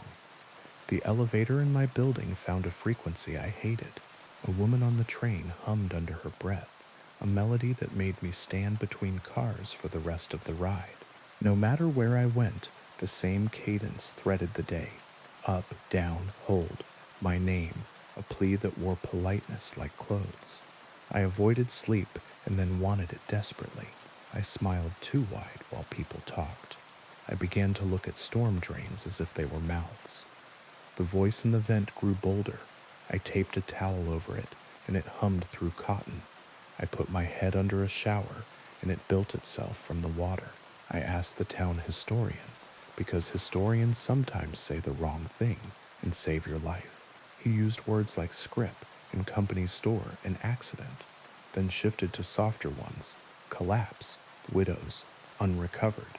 He said the pit had a second dig in the 20s, quiet, off the books, below the level where the ledge had broken years earlier. He said they'd chased a vein past where the engineers would sign, and the tunnels got narrow, and the men got small in the dark. He said the company moved the fence and the map and a line item, and then moved away. He said no one ever heard rocks landing when they threw them in to test the depth. He lowered his voice like I might know someone who had never climbed back out. On his desk lay a ledger of names in 2 columns, shifts and Sundays. Pencil thin, some scored, some entirely erased, some smudged like someone had rubbed them and then stopped. He let me read until my eyes blurred. Beside the list, he'd written a single sentence: "What sings down there isn't grief alone." "What else?" I asked. "Hunger," he said, and then he crossed it out with one line, so he could still read it. I stopped going to work. I stopped telling anyone I wasn't. Sleep slid out from under me. I found myself standing by the sink at 4 a.m., holding a glass as if I had always held it. The tune had become a presence that didn't need sound. I heard it in my molars. I felt it in my wrists. My body tuned itself to a pitch the world didn't share. The 4th night on the rim, I brought earplugs, then didn't put them in because I was honest enough to know they only stop air. The fog below had thinned into columns, like pillars in an old knife. It was quiet, too quiet, the held breath silence of a stage before the actor walks on. I said, "What happens if I do?" The song answered by adding a second voice, low and familiar. My father's from the kitchen at 2 a.m. after the funeral. He hummed when he washed the last dish. He hummed when he couldn't say my name without breaking it. He hummed the same rise and fall, not because he'd known it then, but because the hollow did now, and lent it to him retroactively, because time makes poor fences once you agree to it. Rage is a good rope. I grabbed it. "You don't get to use him," I said, and the fog pulsed as if insulted, then smoothed, then brightened faintly from within. A shape resolved near the bottom of the shaft. small, a child, hand to mouth, shushing me. Above her, a woman swayed with a bundle in her arms that might have been water, might have been a blanket, might have been a baby. Around them, lines of men in canvas coats leaned on tools. They were still as photographs, and yet they were moving, a posture learned when a voice is near you. Want to honor. What are you? I asked. The answer reached my chest without touching my ears. Not one, many, not dead, not only. Do you want me? We want what listens. Why me? You stayed. I did. Not at the rim. I'd run. But everywhere else, in the vent, at the sink, on trains, in doorways, I had made space for the song in hours where memory should live. What happens if I go down? The child raised both hands in a pantomime of lifting. The hummed melody found a note halfway between welcome and warning. The fog took on the suggestion of walls. The pit felt narrower. Say I did, I said, bitter now. Say I step, say I slip, say you sing me into a path I can't see, and I crawl on my knees so my hands can learn the turns by how the stone jogs at the seam. Say I reach you. What then? The song softened around my name in a way that hurt. Stay. And if I don't, we will sing from where you sleep. Thunder rolled far off, not from clouds, but from the spine of the hill. A rock loosened and fell. It took a long time to become smaller. I didn't hear it land. The road foreman found me crouched by the pit at dawn and squatted the way men do when they would like to offer you dignity. He lit a cigarette and let it burn in his hand. My grandfather, he said, after the silence had become something you could stand on, is just a shift. Long time ago, the old men still spit when they say it. He came home with white in his hair and red in his eyes. He woke up nights and said there was a fine sound under his feet, sweeter than a fiddle, and if he could only get back to it, he would be righteous in the morning. What happened? Nothing for a while, which was the problem. He was no good at anything but being near the edge. Then one June he walked back.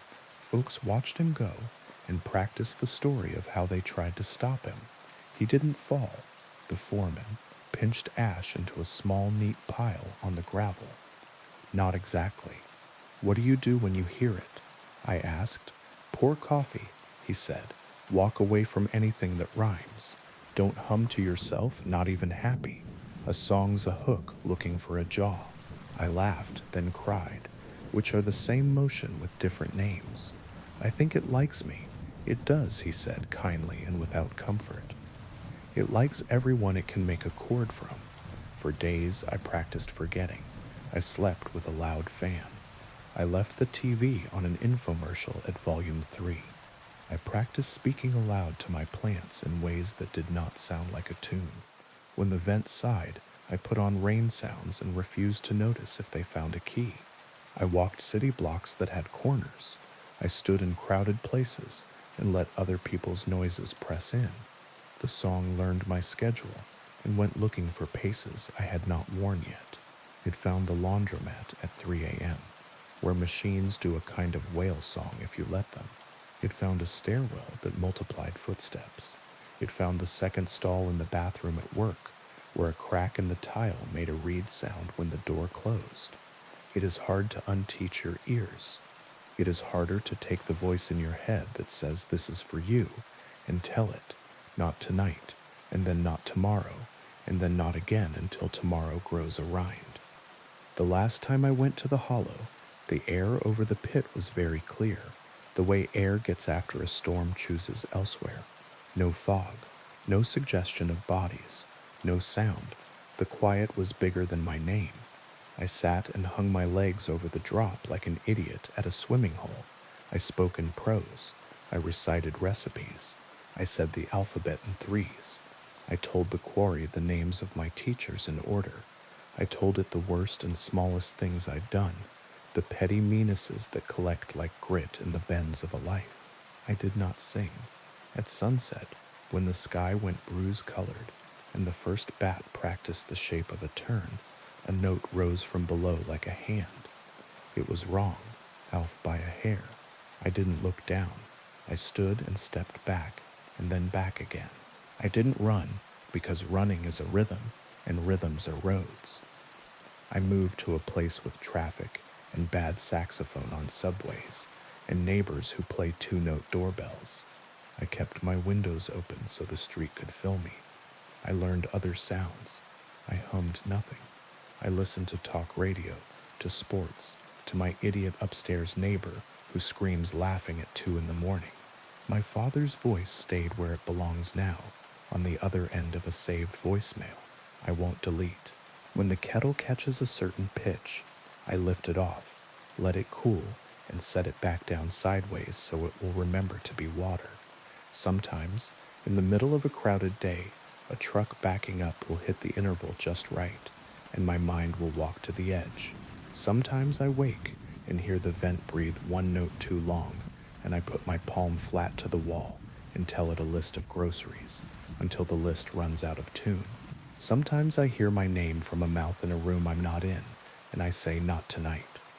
The hollow is a place where stone remembers a choir. It is also a habit in the body. It will be, forever, one of the ways I could end. I think of the child who raised her hands. I think of the foreman's grandfather, righteous in the morning he never reached. If you camp near a pit people call by a proper noun, be suspicious of your bargains. If a song finds you, give it a shape with a door and get out of the room. Do not go to vents. Do not test wells. Do not practice humming. When it uses your father's voice, don't answer. When it learns yours, teach it boredom. When the wind is only wind, think it aloud, badly and flat. Make your voice a dull instrument. Hang on to ugly noise. Stay where corners keep their promises. And if you ever stand at the lip of a perfectly quiet hole, and it calls you by name, say what the road crew says. Not tonight. Say it until the hill forgets you. Then go home by a way you have to count. I hope you enjoyed that one. Now on to the next story. They say houses remember, but remember is too gentle a word. A house absorbs, it seasons itself with you. The walls take your arguments and your laughter. The stairs memorize the weight of you coming home. The kitchen keeps what you admit to the sink. If you live long enough inside a place, you start borrowing each other's habits. The house on Ashwood Lane had lived with too many people to be polite about it anymore. It stood on a corner that had lost its elm decades ago and never replaced it. 3 stories of narrow windows and a front porch too shallow for chairs. Its clapboards were repainted often enough that the paint's history made its own topography, ridges like lines in a palm. It had a plaque the realtor loved to point out. Below it, someone had scratched a second date with a nail, 1978, then crossed it out, then written 2002. I bought it because I needed rooms, and it was rooms. I did not require charm or lawns. I told myself the price was low because of a boiler that wanted attention, and because the inspector had shrugged when I asked about wiring and said, "It works until it doesn't." In the kitchen, a built-in glass front cabinet tilted a degree and a half.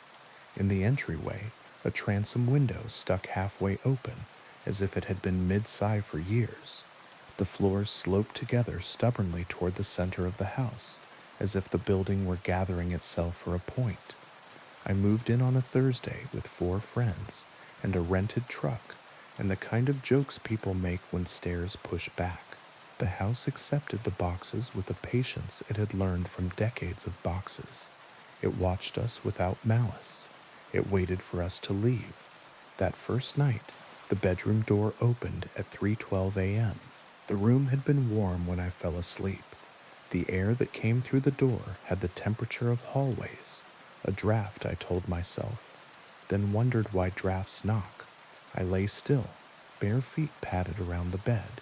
Not heavy, not childlike either, a weight that didn't care to be categorized. I sat up. Nothing. I set my phone to video with the flash on and stared at the small screen until my eyes dried. The door moved a hair and settled. The hallway beyond held its breath.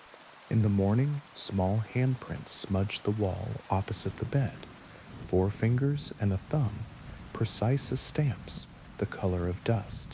I wiped them with vinegar and a cloth, as if the house were a counter. That evening, they were back, lower, as if the child had been standing on something earlier and didn't need it now. The neighbors did their duty: pies, advice, names. On the second afternoon, Mrs. Lang from the corner walked me around the block, pointed at gutters, at hedges that don't belong, at the sky when it does a certain thing before rain. When we came back by Ashwood, she paused on the sidewalk as if she weren't sure whether to take one more step. "You'll hear things," she said. "Don't answer questions you aren't asked."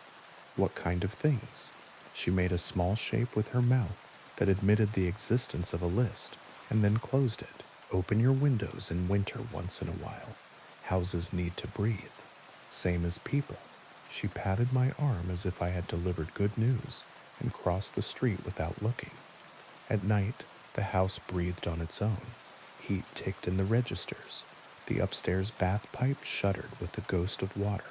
Wood flexed. The sounds organized themselves. A woman humming in the kitchen, the tune unambitious, the hum a habit. A man pacing in the study, the way sound changes when it crosses a rug. A child racing down the upstairs hall and stopping at exactly the place where my bedroom door meets the casing. I did the ordinary exorcisms, salt across thresholds, because my grandmother had cheap white candles and sills for light shapes. A bell rung room to room because a friend had sworn it had helped during a bad year. The bell's note made a place in the air, and the air closed over it. The third week, a toy horse stood on the mantel. I hadn't put it there. It was wood, small enough for a child's pocket, varnish worn to a fondness, not antique store charming, necessary. I put it in a drawer. It reappeared on the mantel at noon. I threw it out. It was on the kitchen table when I woke from a nap, standing neatly on the seam where the leaves join. I set it on the porch railing facing the street. In the morning, it stood in the hallway at ankle height, and I almost broke my neck tripping over it. "Okay," I said aloud, "because compromise keeps the peace. You live here too." I put it back on the mantel, center, where the wood had a slight lighter place that suggested long occupation. The house softened around that. The humming grew fainter. The footsteps took up a gentler route. The handprints stayed, but moved with me room to room, as if the child were learning the new house by my tour. I learned the history the way you learn any complicated thing, by collecting small specific facts until they begin to stack into a structural truth. The town records listed owners who left suddenly.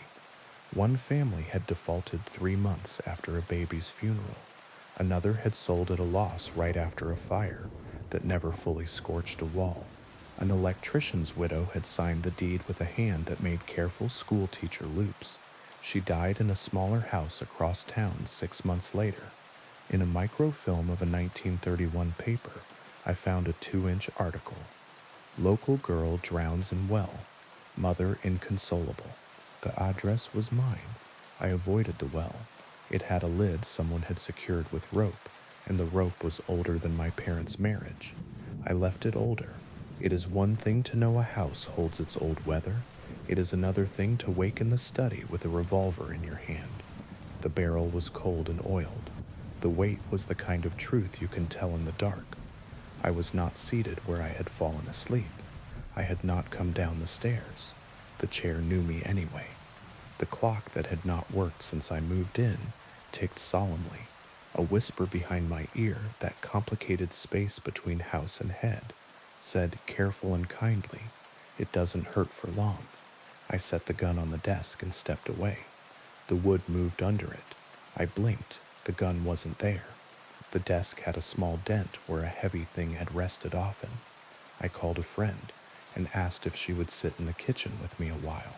She arrived with bags and a loud laugh. The house met her like a dog that's good with children, but not men. After an hour, she frowned at her phone. "Do you hear a baby?" she asked. I lied, traffic. She nodded, relieved, and left before night, because somewhere in her body she knew I would ask, and something in the house would not let me. I stopped inviting anyone. The house grew pleased. The humming drew closer to the register I sleep in. Some nights I woke to the smell of bread baking, imaginary and exact. Some mornings the mirror blurred as if hate had exhaled on it. I wrote lists to convince myself I was living. Fix that one sash, oil the hinge, replace the 2 cracked tiles by the stove. I did the work. The list did not get shorter. The basement door locked when I walked by, not with the violence of a movie, with the patient click of a teacher closing a classroom, so you won't be distracted by what is outside. Once, late, I leaned against it and pressed my ear and heard a low conversation in a language I almost understood. The grain's complaint, the pipe's arithmetic, the soft cadence of concrete telling itself how to hold. The 3rd month, the house offered me mercy. It played me a memory that wasn't mine, but could be if I laid down my own, on the nursery floor, because I had begun to call it that. And what you name is yours. The rug rippled like heat over tar. A woman seated in the rocker materialized from nothing, not like a ghost, but like a fact I had missed until now. Hair pinned, sleeves rolled, forearms pale from dishes, a child at her shoulder, doing that breathy, almost laugh babies do when milk is near. She looked up at me, irritated at the interruption, then softened, the way mothers soften when they decide you are tired, not malicious. She said, you'll wake him. She and the boy became gathering smoke that smelled not like fire, but like a wool coat hung near one. It is difficult to pack a bag when the house knows. Boxes opened themselves. The tape would not stick. Keys went missing and turned up exactly where they belonged, laughing the small mean laugh of objects. I threw 3 sweaters in a duffel and zipped it fast and found it empty. An hour later, and the sweaters folded in my drawers better than I ever fold. Stop, I said into a corner, charming the shadow like wayward salt. What do you want? From every room at once. Stay. Remember with us. The voices layered, the kitchen hum, the study steps, a baby's delicious sigh, the ring of hammer on bracket, a dropped glass, the rise and fall of a fight a couple had had 100 times, and then decided not to have any more because they wanted to see a movie instead. The house had kept it all, and wanted me to shelve myself in that library. You can keep it, I said. You don't need me. We keep what we are given, said the low voice that might have been the man at the desk or the house itself. We require an indexer. For a week I wrote down everything that happened to me in the house, every small act and sound, and hid the pages where the walls could not eat them in my car, under the mat, at the bottom of a bag of rock salt on the porch. I read them aloud to myself in an ugly voice. I made my memories heavy in the air so they would belong to the air and not the plaster. When the house offered me old bread smell, I burned toast and cursed it. When it offered laughter in the room where I watched shows, I put on a documentary about bridges and let the narrator's soothing voice knit a scaffolding. 2 nights before I left, the well lid creaked, not because the rope failed, because courtesy. I went to the kitchen window and looked out across the scraggly yard and saw nothing. The lid returned to settled. The smell of wet stone came under the back door like a cat. I let the back door stay shut. I slept sitting up by the front door with my bag on my lap and every light on and my shoes on my feet. At 3:12, the bedroom door opened upstairs, even though no one was in the bed. Bare feet circled nothing. The stair treads counted something that was not me. I sat there until the light through the transom remembered morning.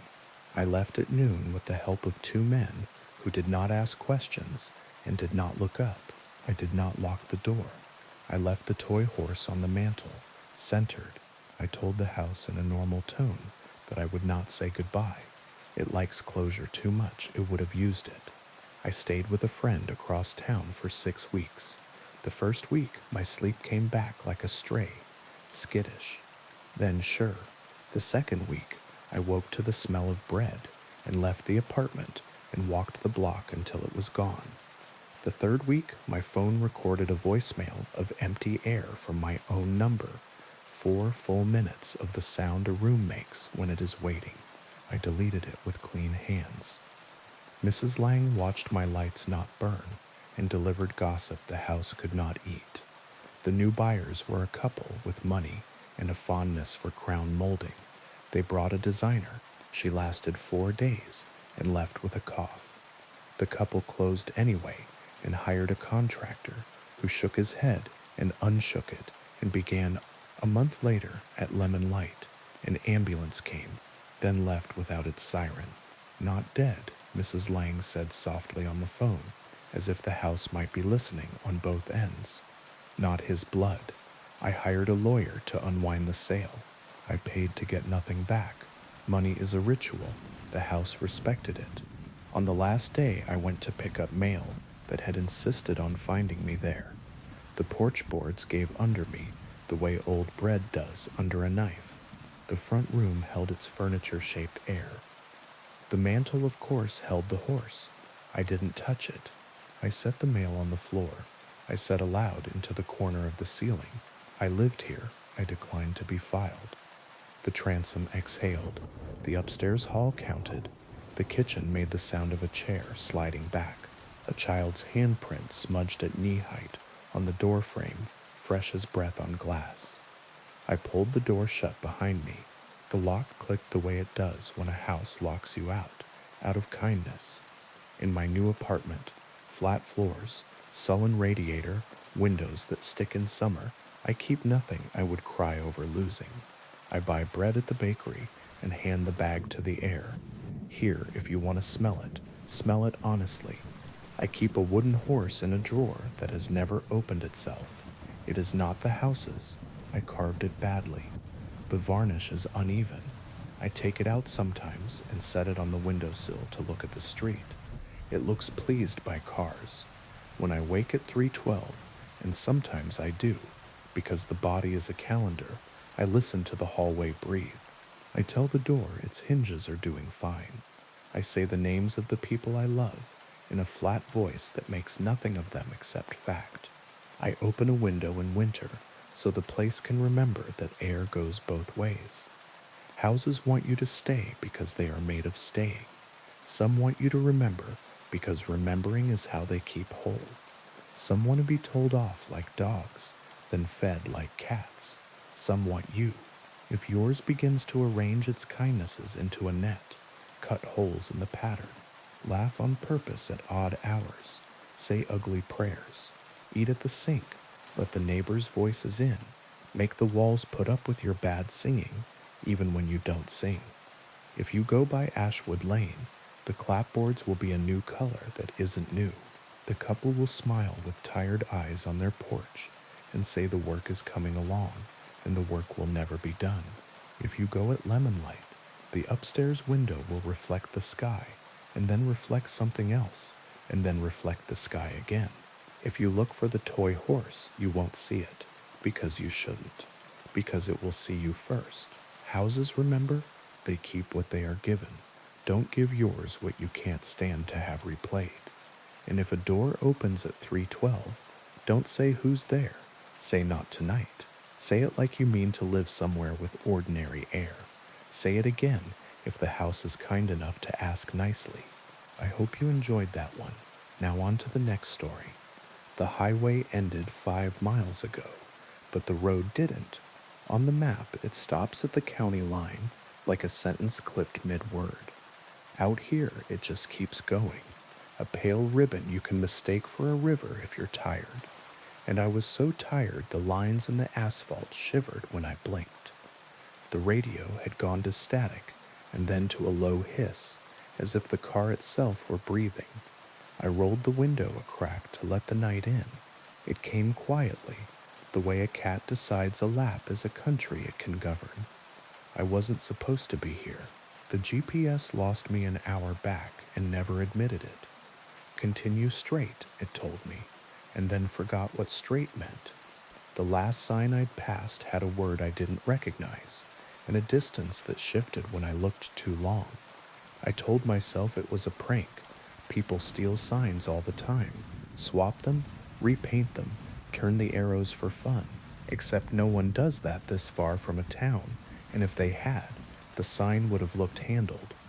This one looked new, as if something had decided it should exist, and the metal obeyed.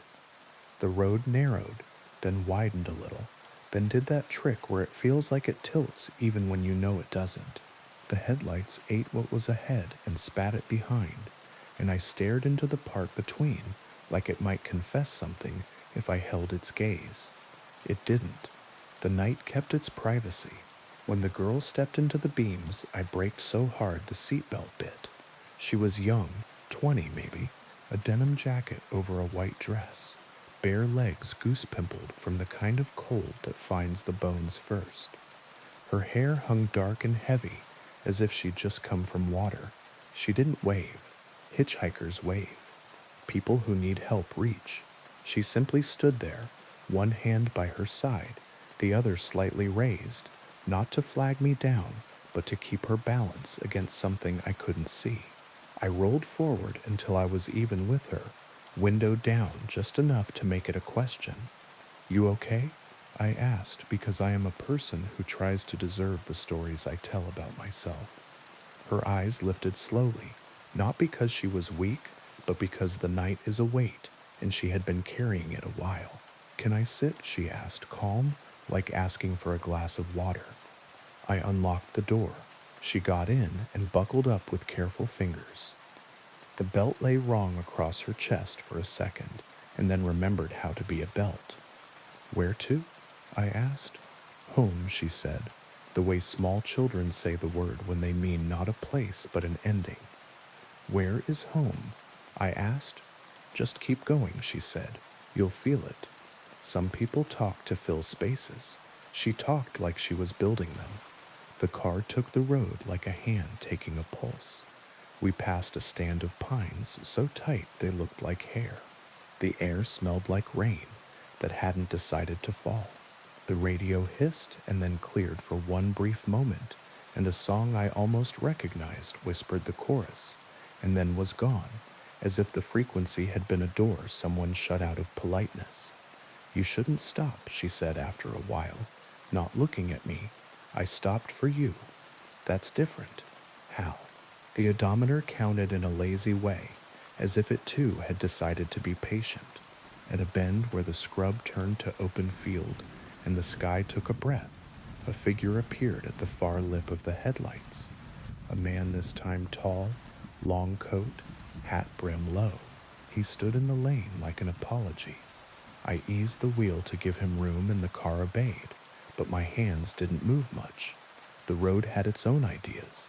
The headlights stroked the man's sleeves. The coat didn't throw a shadow. He didn't look at us, but I knew if he had, his eyes would have been pale and animal and old. "Don't stop," the girl said, voice glass smooth. "I won't," I said, and the car slipped by.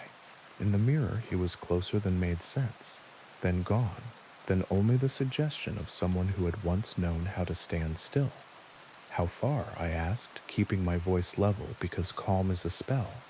"Farther than you want, not as far as it seems. Are you hurt?" "Not that way. Do you have a phone?" My own had one bar of a network with a name I'd never seen, a little symbol that looked like a key. She touched the pocket of the denim jacket. "He took it," she said, "or the road did. They share." "Who's he?" "The first one," she said, "or the last." She turned her face toward the glass. The window reflected us as if we were a picture in a stranger's house. "He stands where the road decides to be a bridge." "There's a bridge?" Relief brightened my voice. "Bridges are proofs. If there's a bridge, there are banks. If there are banks, there's a map." She shook her head. "It's not that kind." We passed a farmhouse with a porch light burning. The bulb hummed with moths. A woman stood at the screen door, holding a baby, and both looked like they were made of fog. The house moved away without tech or magic, just the ordinary disappearance of things you don't stop for. I kept my hands soft on the wheel. Will you tell me your name? I asked. She considered, then said, It's different out here. She reached for the dash and stopped before she touched it. You can call me Mara, she said, which was either true or right enough. When the road began to climb, the map in my head insisted there was no rise this side of the river. The car didn't care. The engine's note changed, deepened, settled into work. The sky thinned to a lighter black, as if soon it would admit stars. Do you remember the first time? I asked, because asking questions is how you keep from becoming the answer. She nodded. He asked if I needed a lift. Her mouth made a smile that didn't reach her eyes, not because she was lying, but because remembering takes energy.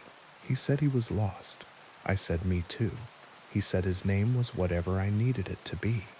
She tucked hair behind her ear, an ordinary gesture that made the car feel less caustic. I got in. Did he hurt you?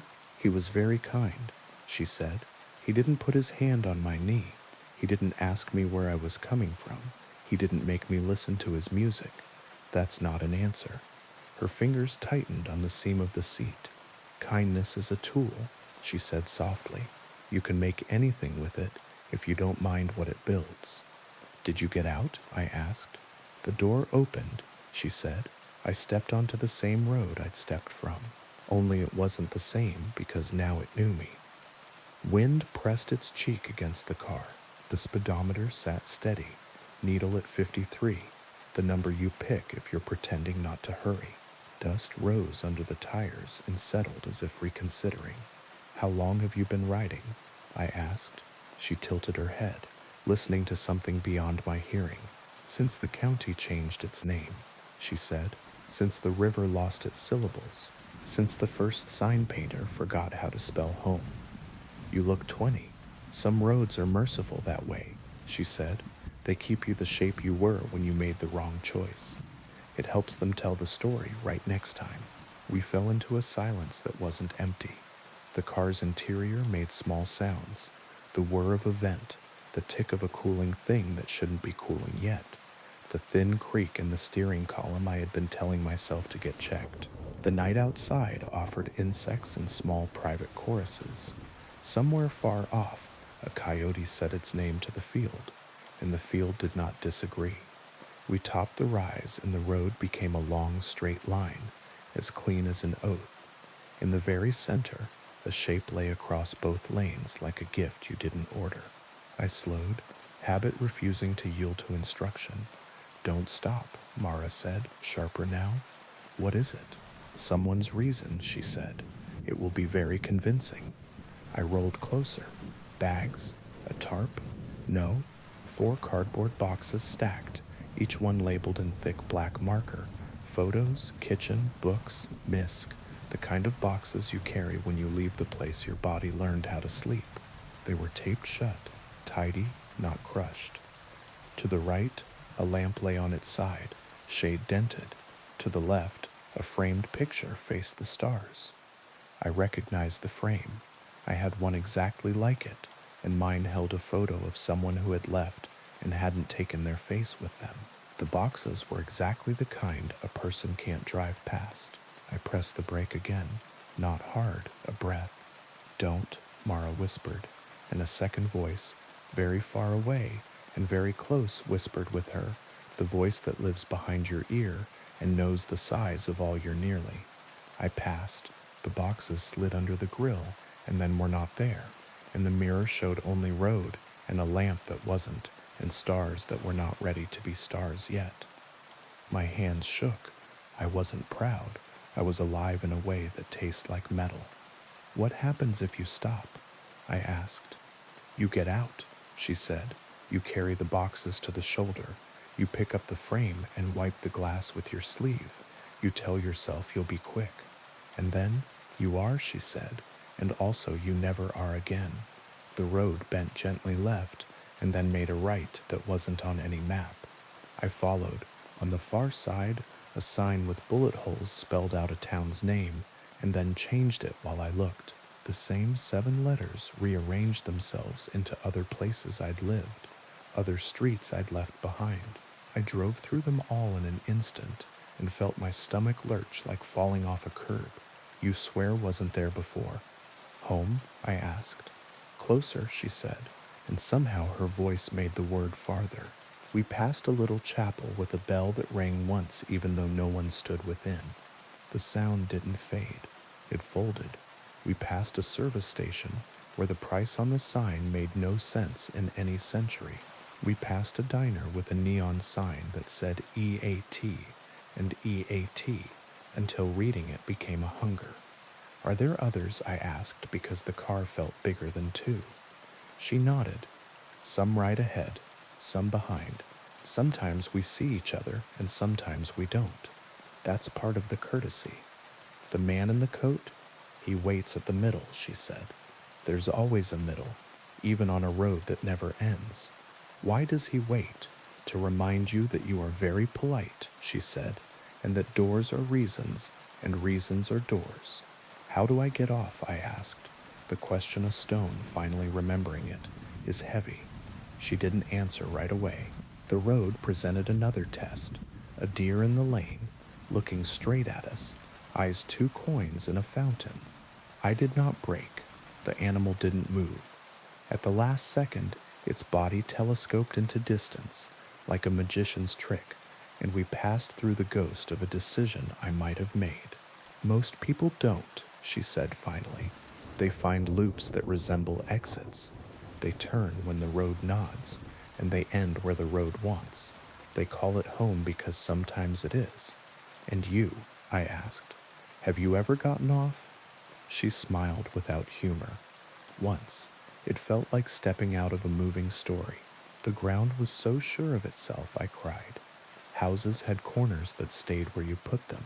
People had names that didn't blur. I stayed until I started to think the road was a dream.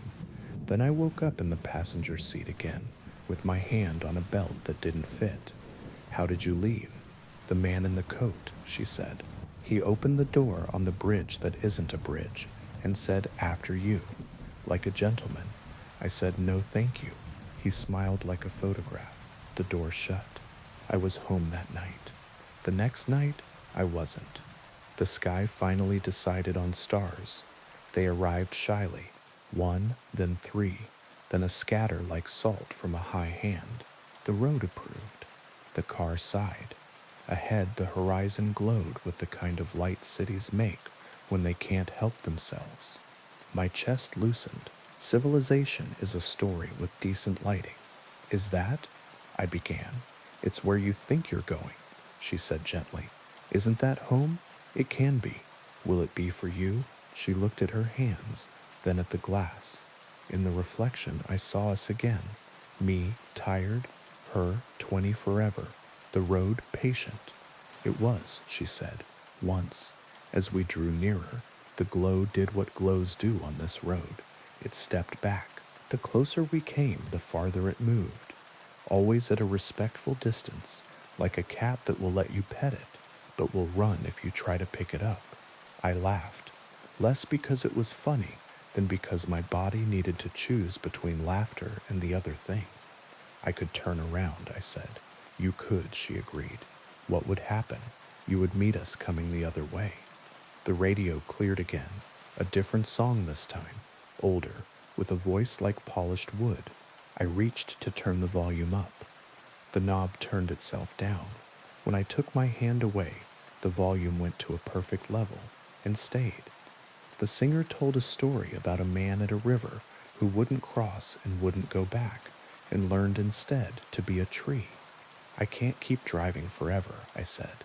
You won't, she said, and her certainty was not hope. It was a statement of mechanics. You'll exit when the road decides it's time for you to remember where you were going before you forgot to sleep. When will that be? When you stop wanting it so much, she said, amused and sad. The road narrowed again, then split around a dark mass like an island. As we passed, the beams lit it, a bridge with rails and trusses and all the language of bridges, only smashed. The end jutted into nothing. The beginning rose from nowhere. In the center, on a span that didn't exist, a man in a coat stood and tipped his hat like a joke. whose timing he'd practiced. Don't, Mara began. I know, I said, but my foot had already eased because politeness is a habit and men in hats are a test a certain kind of girl in a car can't help but grate herself on. He didn't step forward. He didn't need to. The door in the air swung, and wind I couldn't feel lifted my hair, and for a second the car was full of a smell, like old paper and rain, before the first drop, and I wanted with all my body to stop, because if I stopped I could ask my question, and he would answer it, and the answer would be about me, and mercy, and how some roads end if you are kind at exactly the right moment. Don't, Mara said, and this time her hand closed around my wrist, warm and real, and I didn't. We slid under the place where the bridge didn't meet and came out the other side whole. In the mirror, the man became a smudge, became a memory, became a story I might tell later, like a joke. The glow on the horizon went out, as if the city had decided to sleep. In its place, a smaller light appeared, nearer, steady, a porch light. Mara exhaled. My chest did too. The porch light didn't step back. It waited the way a real light does, like a simple good thing placed intentionally in the dark. Is that? I asked. Yes, she said. Yours? For now. A mailbox appeared, painted with little flowers. A gravel drive. A house that needed paint in exactly the way houses that are loved need paint, with no shame. On the porch, a woman stood, hand over her mouth, shoulders shaking. Next to her, a man paced, then stopped, then paced, the way bodies move when they no longer believe they can hold still. A boy sat on the steps with a dog that could not decide whether to bark or run or wag its whole back end off. I pulled in.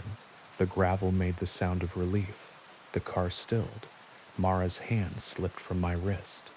Thank you, she said, and this time the smile reached her eyes like sun finding a window.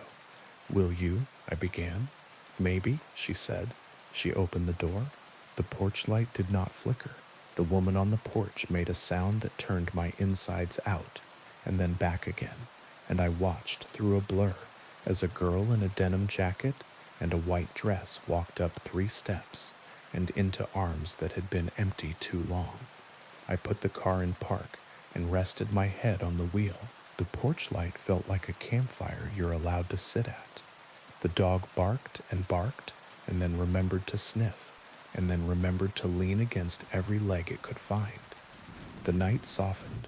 When I looked up again, a man in a coat stood at the end of the drive. He was far away and very close.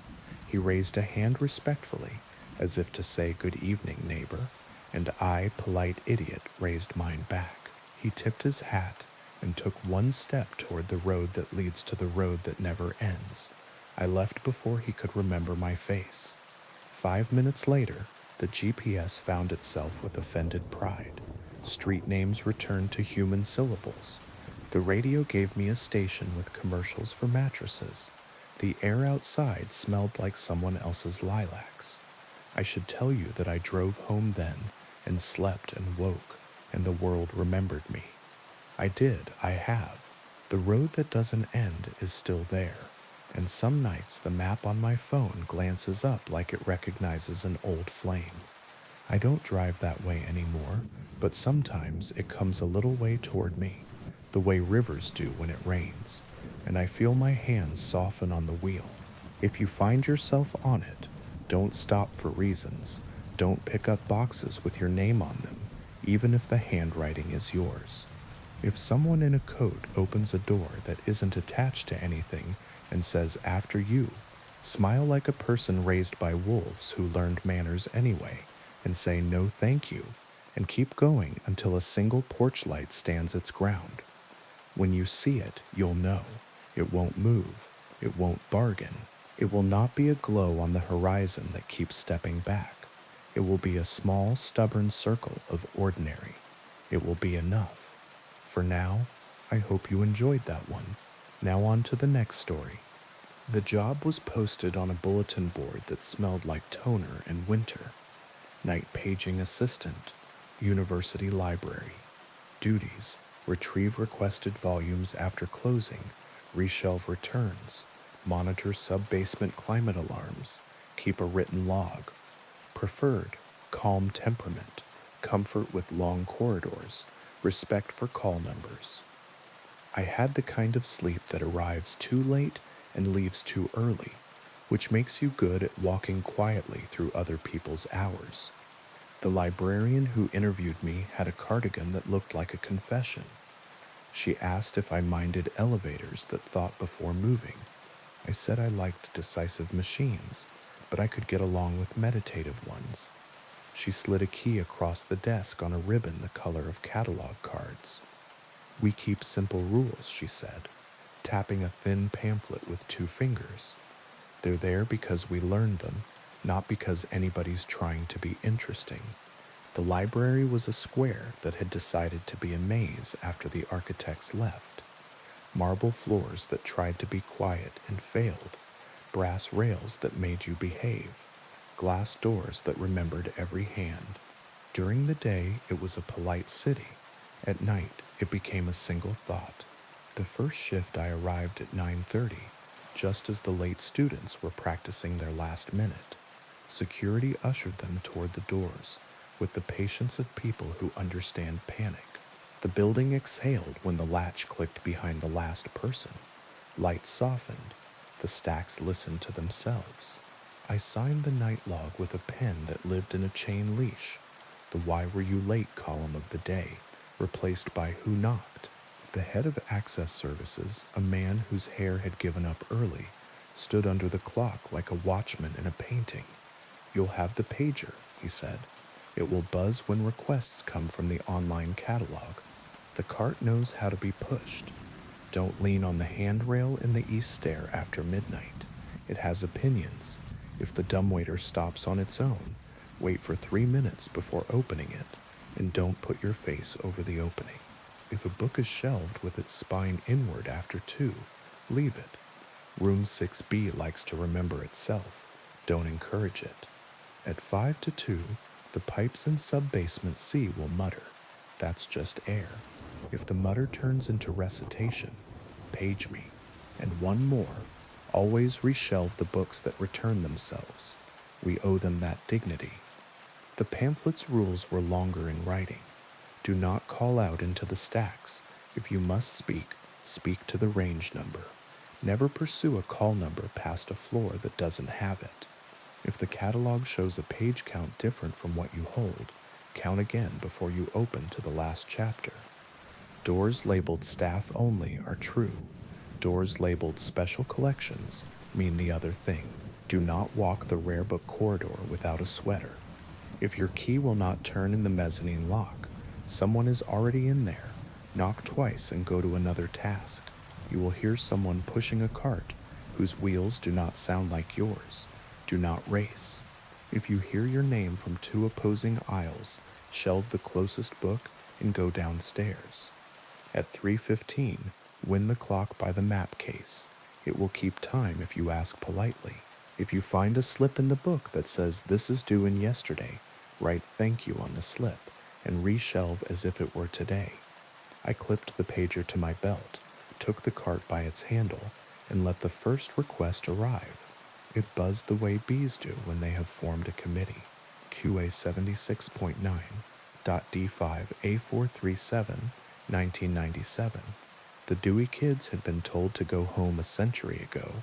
Here we classified our problems with letters that stood near each other for reasons no one remembers. I walked past a statue of a scholar who had been thinking since 1912 and found the elevators. The car blinked at me with a light that had a sense of humor. Sub-basement 1 was where the computer science lived. Sub-basement 2 kept history and climate that could have corrected a person. Sub-basement 3, where I was not to go unless told by a person with a different key, contained sea air and rumors. I pressed 1. The doors thought about closing and then preferred to tell me the rules again by the way they resisted. Be kind, a voice in my head suggested. I put my palm on the panel and said, please. The doors closed with the dignity of doing you a favor.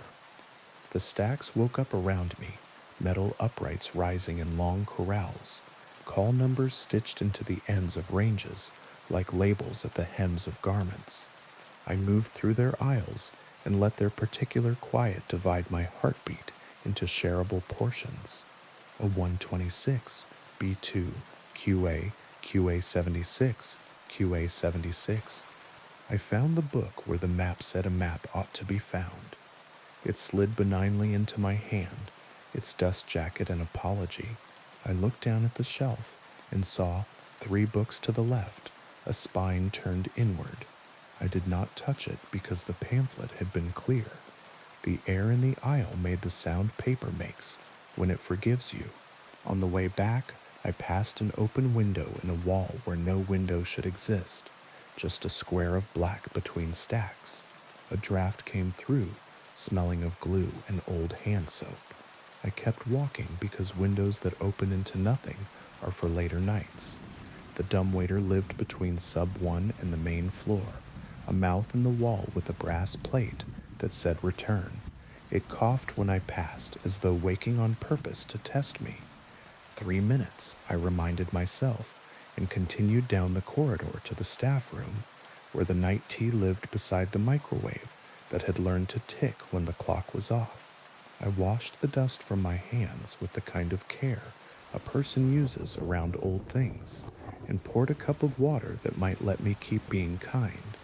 When I returned, the dumbwaiter had delivered a book and was thinking about sending it back. It sat neatly inside the box, not on the little tray. Someone had set it right in the center, an old green library binding whose title had been stamped with industrious certainty. The slip sticking from the top did not say this book is due. It said in someone's precise block letters, "Don't count." I set my watch face down on the ledge and waited the 3 minutes with no time in my head. The book breathed the smell of paper that learned English in a hurry. At 3 minutes, the box's door stood where it had stood. The book did not move. I picked it up and felt, as people do, that the weight belonged perfectly to its volume. I did not count its pages. I took it with both hands from the box, and because rules are trust fall exercises, I reshelved it in a place where green bindings lived. The pager buzzed again. The night liked its routines. Between requests, I learned the corners that kept their own air. An alcove under the stair treated sound like a precious metal. A study carol by the window to the courtyard welcomed insects who respected collections. The east stair had the handrail with opinions. At midnight, brushing it with the back of my knuckles taught me that it had decided to be colder than the steel around it. A warning, perhaps, or a memory. I walked past the map cases and the globe in a wooden yoke that had kept the world at the exact tilt required by the building to remain itself. The clock above the cases slept with its mouth slightly open. I would wind it later. I would ask nicely. At 11, I met the other of me. Not a person. The cart with the wrong wheels. I was shelving in BF 637, a neighborhood with couch voices and hard chairs. The other cart's squeak had a lilt to it, higher pitched than mine, nearer the ear, like a cousin with a story. It came up the cross aisle and paused. I stood still. A hand did not appear. A book slid off the top, drifted an inch and settled. The squeak persisted. On its metal end I read, in faded marker, "Page me." I did not, because I had not been given a number. Instead, I placed my index finger on the book that had slid and pushed it back against gravity into its center on the cart. The squeak moved on, satisfied that I could be trusted to resist an invitation. Behind me, the shelf signaled approval by failing to do anything dramatic. The elevator up from sub 1 had found itself agreeable by the time I asked it to take me to the main floor, where the returns lived in a long throat of a room that smelled of cardboard, doing what it had promised. I rolled the cart in and began to sort.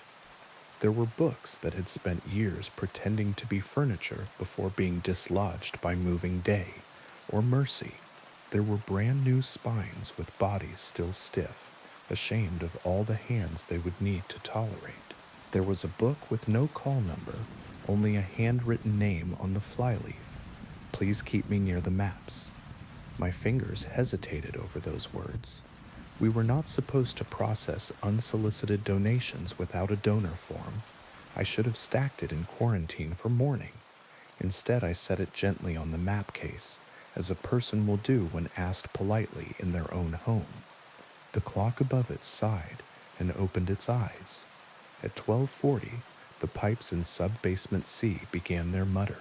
I carried the thermometer and the flashlight the way people carry candles and photographs. The corridor down there was concrete that had chosen to be damp and stay that way. Halfway along a faculty office door leaned as if listening. A little paper sign with an arrow drawn by an impatient man pointed toward nothing. A poster for a symposium that had been postponed permanently smiled with the resilience of glue. At 5-1, the mutter became a cadence, and I recognized certain words, like a person recognizes the shape of a river from a bridge without picking out any of the molecules. Titles, authors, years. The pipes were reading the old catalog into themselves, quarterly journal of something, transactions of somebody else, proceedings of a body that had disbanded. I stood still and made a note in the log, pipes reciting, calm, nothing to report. Then I rewound the clock by the map case and heard it say thank you by adjusting its second hand into a better humor. Just after 1, the pager offered me a call number that did not exist on our floors. It blinked politely, FC 999.R4.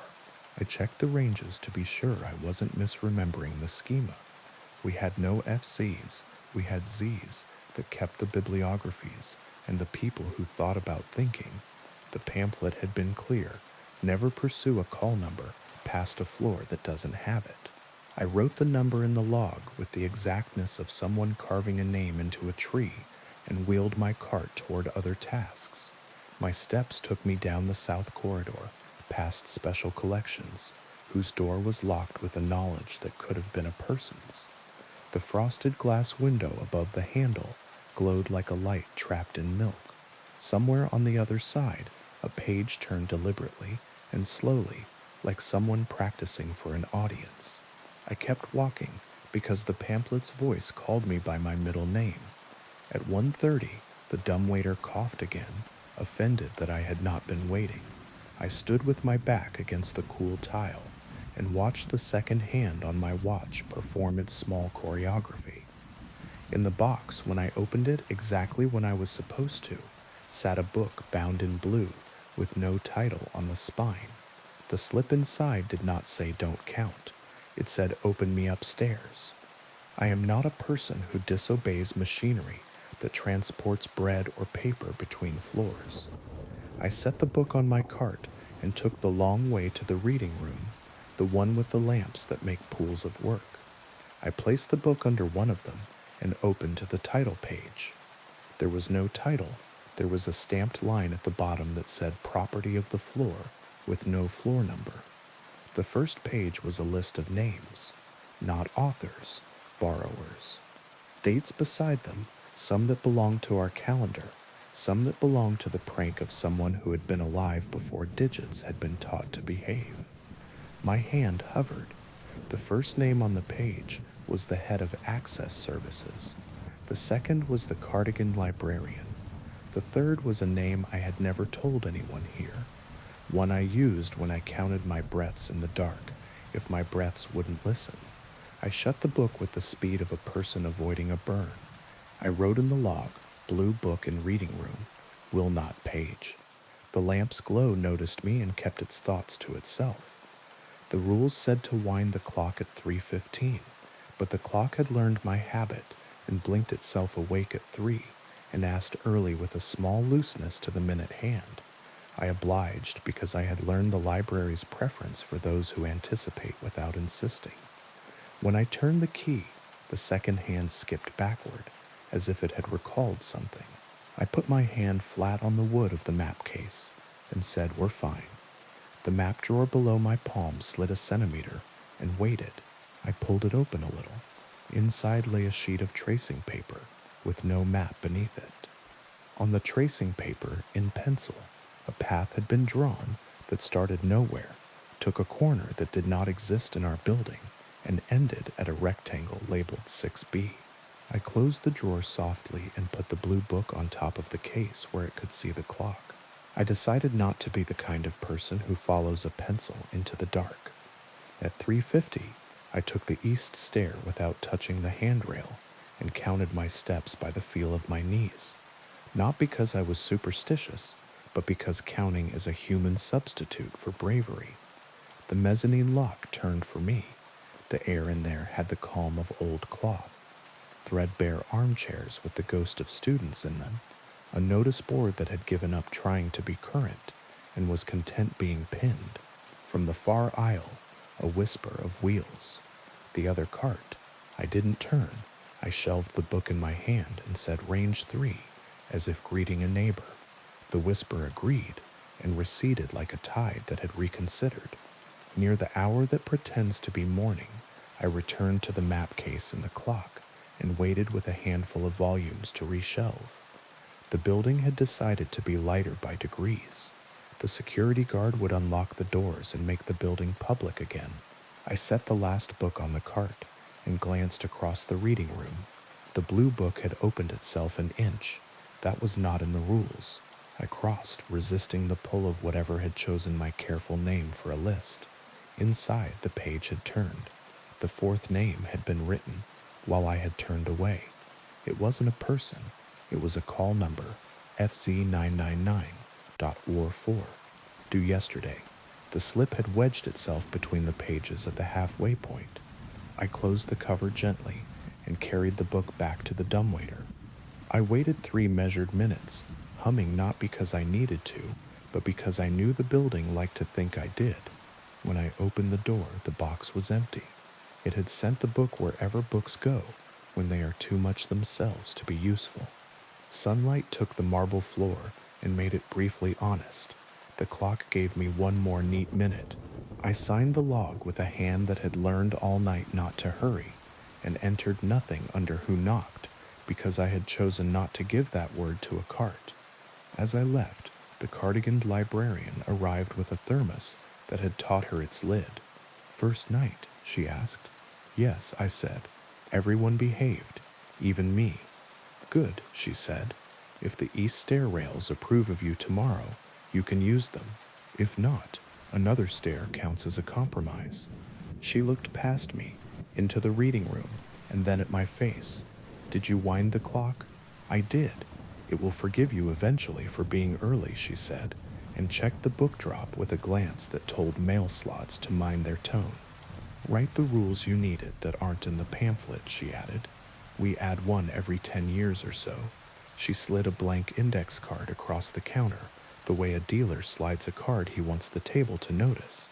I pocketed it. On the walk home, the morning air had that easy argument smell that trains and libraries both have. I slept with the daylight throwing squares on my wall and dreamed the stacks stood up and walked a slow circle around the building to stretch their legs. When I woke, the inside of my wrist had a smudge of graphite I hadn't put there, as if I'd been tracing a path in my sleep. That night I went back, and the pager learned my cadence, and the elevator forgave me for asking please, and when the dumbwaiter coughed I waited because it had earned the courtesy, and when the pipes recited I made my note, because what else is a person but a catalog with good intentions, and the building let me keep my breath between its sentences. The second night began earlier than the clock permitted, the way habits put their hands on your shoulders and steer. Dusk still clung to the reading room windows when I signed the log, the pen on its chain, lifting as if it remembered my weight. The cardiganed librarian had left a saucer with 3 pencils and the blank index card she'd given me, tucked under the edge of the blotter, as if new rules needed to be coaxed into the light. I wrote my first one with the gravity of a person carving initials in damp bark. Do not fix a book's shadow if it points the wrong way. It looked foolish until I passed Z694 and saw a little atlas with its shadow tilted toward the ceiling, as if maps had a moon behind them. I left it alone. The pager buzzed with the procedural confidence of a bureaucracy. I let it tell me where to be: PR 6056, O9, HC79 ton, D5, TR 647, B73, the library testing my alphabet as if it were a tendon. The elevator granted me the ride with fewer negotiations, doors closing on the first please. Sub 1 was cooler tonight, as if the air had remembered its job description. In QA, the spine-turned-in book had vanished. A vacant inch remained, the dust-edged silhouette of a book's self. I did not fill it. I shelved what I had, keeping my steps measured so the floor could divide them into tidy statistics. When I returned past the dumbwaiter, it coughed without indignation. I waited 3 minutes with my palms open on the ledge, because hands on cold brass make a person easier to inventory. When the door unlatched, the box held nothing except a slip, lying at an angle like a bird with one wing. I unfolded it. Not today, it said, in the same block letters as before, and below, smaller, count corners, not steps. I put the slip in my pocket with the index card and tried not to let the new rule recruit my muscles. In the east stair, the handrail withheld and then relented.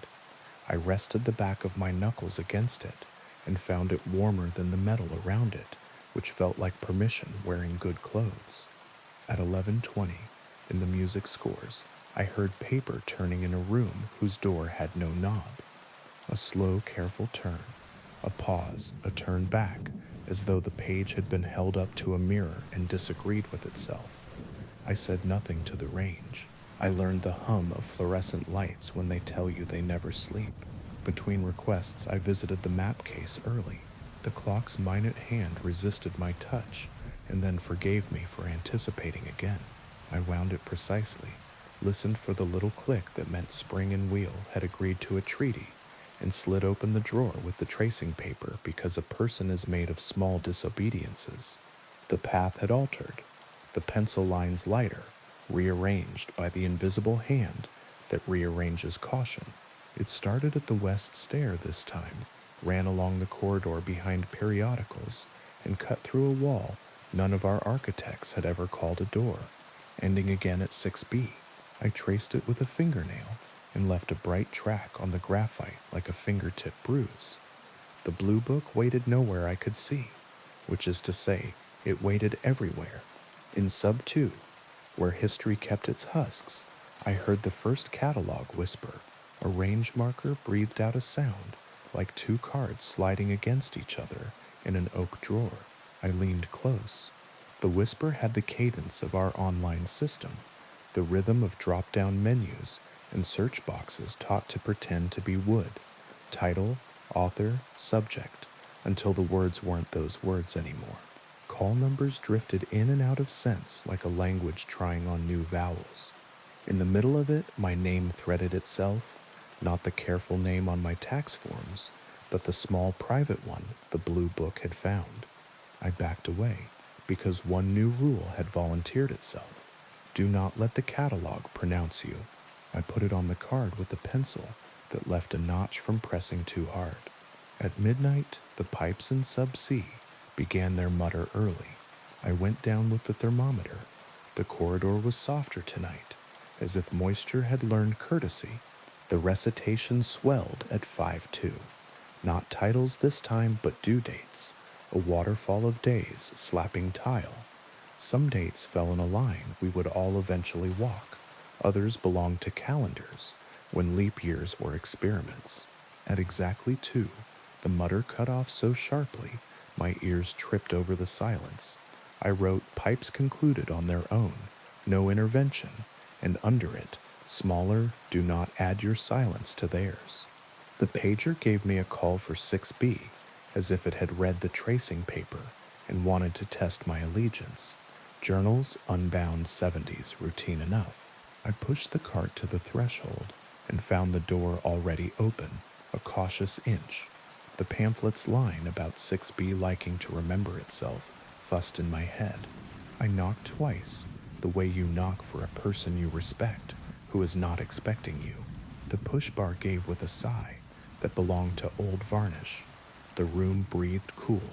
Unbound issues lounged in gray boxes on long tables, their labels handwritten in the calm script of a generation who believed in corners. The air smelled faintly of thyme and metal, a scent I recognized from a bakery oven the year the thermostat broke and we learned heat could taste like herbs. I rolled in and parked my cart where it could watch me. The fluorescent lights here were polite. They hummed at a human pitch. I had 4 pulls, a quarterly with a spine seam so fatigued it felt like apology, 2 bound volumes a prior night. Assistant had overcorrected into temporary permanence, and 1 box whose label was written in a hand more recent than its neighbors. Special holdings do not circulate. The request slip for the box was official. The patron number matched a faculty account I knew by reputation, a historian who wore his tweed like a uniform. The label's caution, the slip's authority. I lifted the lid. Inside lay not unbound issues, but a single green volume, library tape firm across its edges, title stamped industriously long ago. It was the one the dumbwaiter had once delivered, or its twin, or its elder. My hands recognized its weight before my mind did. The first page contained the borrower's list. New lines had been added since last night, written in the impartial capital letters of a device that writes on behalf of places. The 4th line, FZ999, R4 had moved down. Above it someone had inserted 2 entries, both dates with no names. I shut the lid, slid the box back exactly where it had been nested, and felt the room's cool lift by 1 degree as if approval were a change in temperature. In leaving, I miscounted. Corners, not steps. The slip's instruction came late to my muscles. At the second turn, the corridor expected a right, and I gave it a left. The lights deepened. I had walked into a seam, a short hallway that had no stacks and no signage, a concession the architects had made to a wall that refused otherwise. At its end, a glass window, half the size of a postage stamp, peered into a shaft of dark. Behind the glass, a figure passed, not human-bodied, more the width and certainty of a book being carried flat. It paused as though a hand at its corner had reminded it to wait, then moved on with the small dignity of a page turning itself. I counted corners out loud, apologized to the corridor with my feet, and returned to my intended geometry. On the mezzanine, the armchairs had shifted as if people who wanted to be poems had left and taken their shapes with them. The other cart squeaked a hello from the stair landing and didn't ask me to follow. The clock wanted winding at 2:59, petty for a timepiece, forgiven because pettiness is another way of asking not to be left behind. I obliged and placed my palm over its face and said the words I had begun to say to the building: "We will keep time if you'll let us." The blue book re-entered by a door that did not move, sitting open on the map case. Its center page splayed gently as though the weight of 2 names had taught it posture. I did not touch it. The page listed a set of guidelines written in the tone of the pamphlet, but more personal.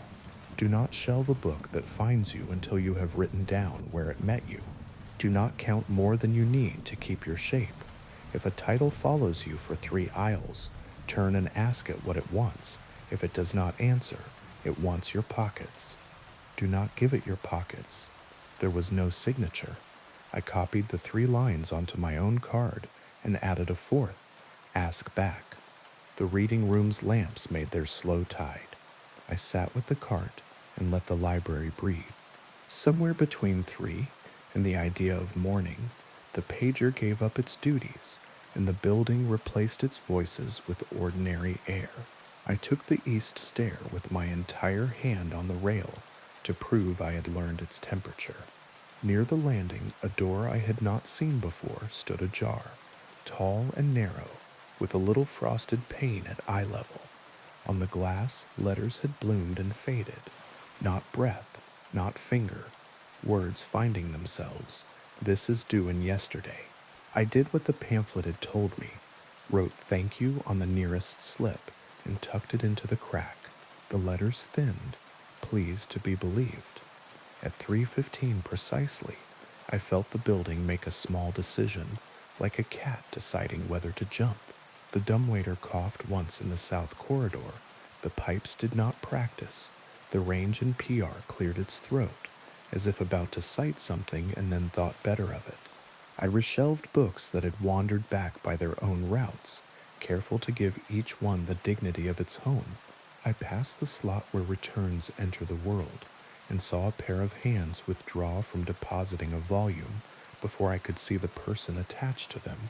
The book lay there, spine up, patient, a novel a decade out of fashion that had taught 3 separate students about the difference between intention and plot.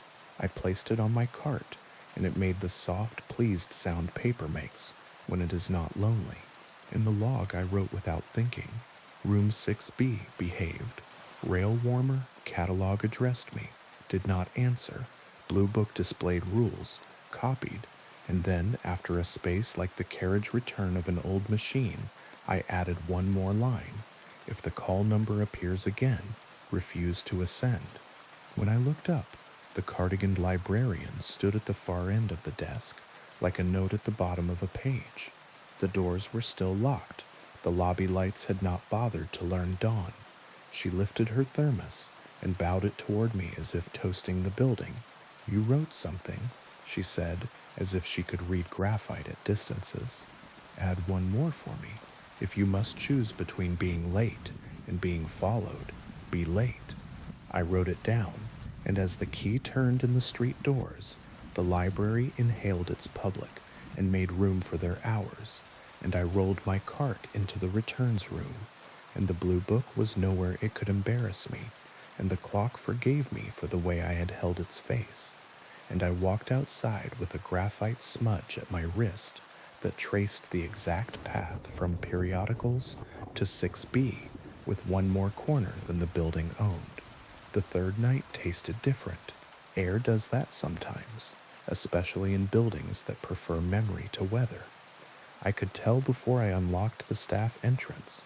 The lobby smelled less like dust and more like coin, copper and nickel, sharp enough to make the tongue take notice. The logbook waited, blank line at the bottom, the chain pen restless.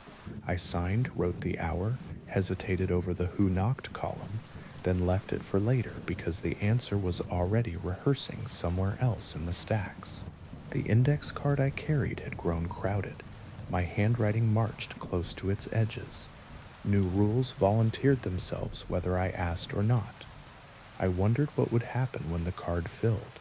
Would I write smaller, or would the library issue another? The pager buzzed as if offended by my thoughts. First call, PS 3569, I9C67, 1982. Literature lived 2 floors up, where the ceilings thought they were high enough to matter. I rolled the cart into the elevator. The doors closed without complaint this time, though the light above the panel blinked twice before choosing a floor.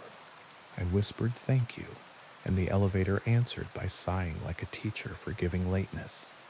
The aisle in PS smelled faintly of cigarette smoke, though the building had banned it decades ago. I found the volume quickly, its jacket faded, its corners blunt. Next to it, a book lay sideways, balanced across 2 others as if it had been placed in bed. Its slip protruded, yellowed, stamped "DU yesterday," in a font older than mine. The pamphlet's instructions surfaced. Write thank you. I pulled a pen from my pocket, scribbled the words on the slip, and tucked it back. The sideways book slid into alignment on its own, spine neat, breath even. The range signaled satisfaction by clicking faintly, like glass adjusting to temperature. On my way back, the other cart passed the cross aisle. Its squeak was subdued, respectful. A book rode on its top, thin, red, no title. It trembled slightly, as if breathing. I kept my eyes on my own cart. At the junction, the carts paused in parallel, metal touching metal for a breath. The red book quivered harder, then stilled. The squeak receded. My heart stayed uneven until I reached the main stair. At 11, the dumbwaiter coughed. I waited, palms on brass, breath measured. After 3 minutes, I opened it. Inside lay no book, only a folded index card, identical to mine. Written on it in pencil, block letters slanted with hurry. Ask about the basement that isn't numbered. I turned it over. The back was blank, except for a smudge that looked like graphite from a different hand. I slipped it beside my own card. The pocket grew heavy, not with weight, but with attention. Midnight found me in Sub 2, the history level. The pipes in Sub C had begun their rehearsal early, muttering through concrete like stomachs that didn't belong to bodies. I leaned against a stack in HC, the economics section, and listened. The words weren't cataloged now, not dates either. They were questions, whispered in a chorus. Who borrowed? Who returned?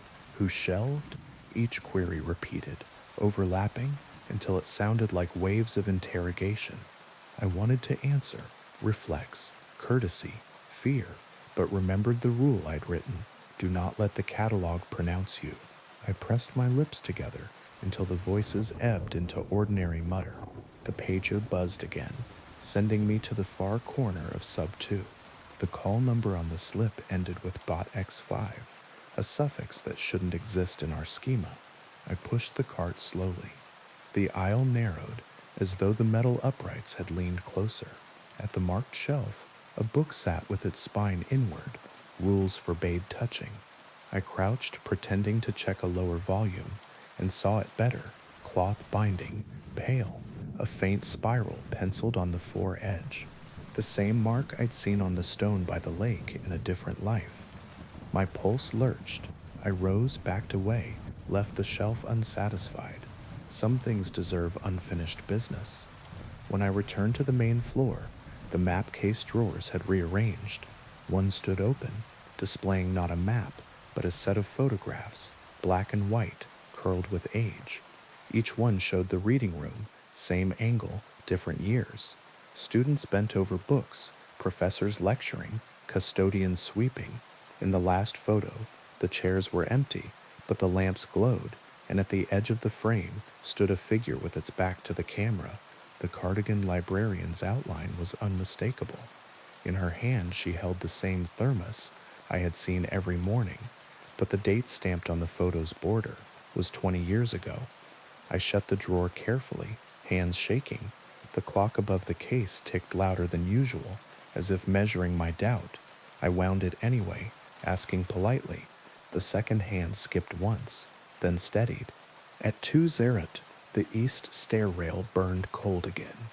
I touched it with my knuckles, whispered, "I'm still here," and it warmed slightly, enough to pass. Halfway up the stairs, I heard my name, spoken clearly from the landing above. Not my work name, not my legal one, but the private syllable the catalog had whispered earlier. The sound froze me. From the floor below, the same name repeated, echoed upward.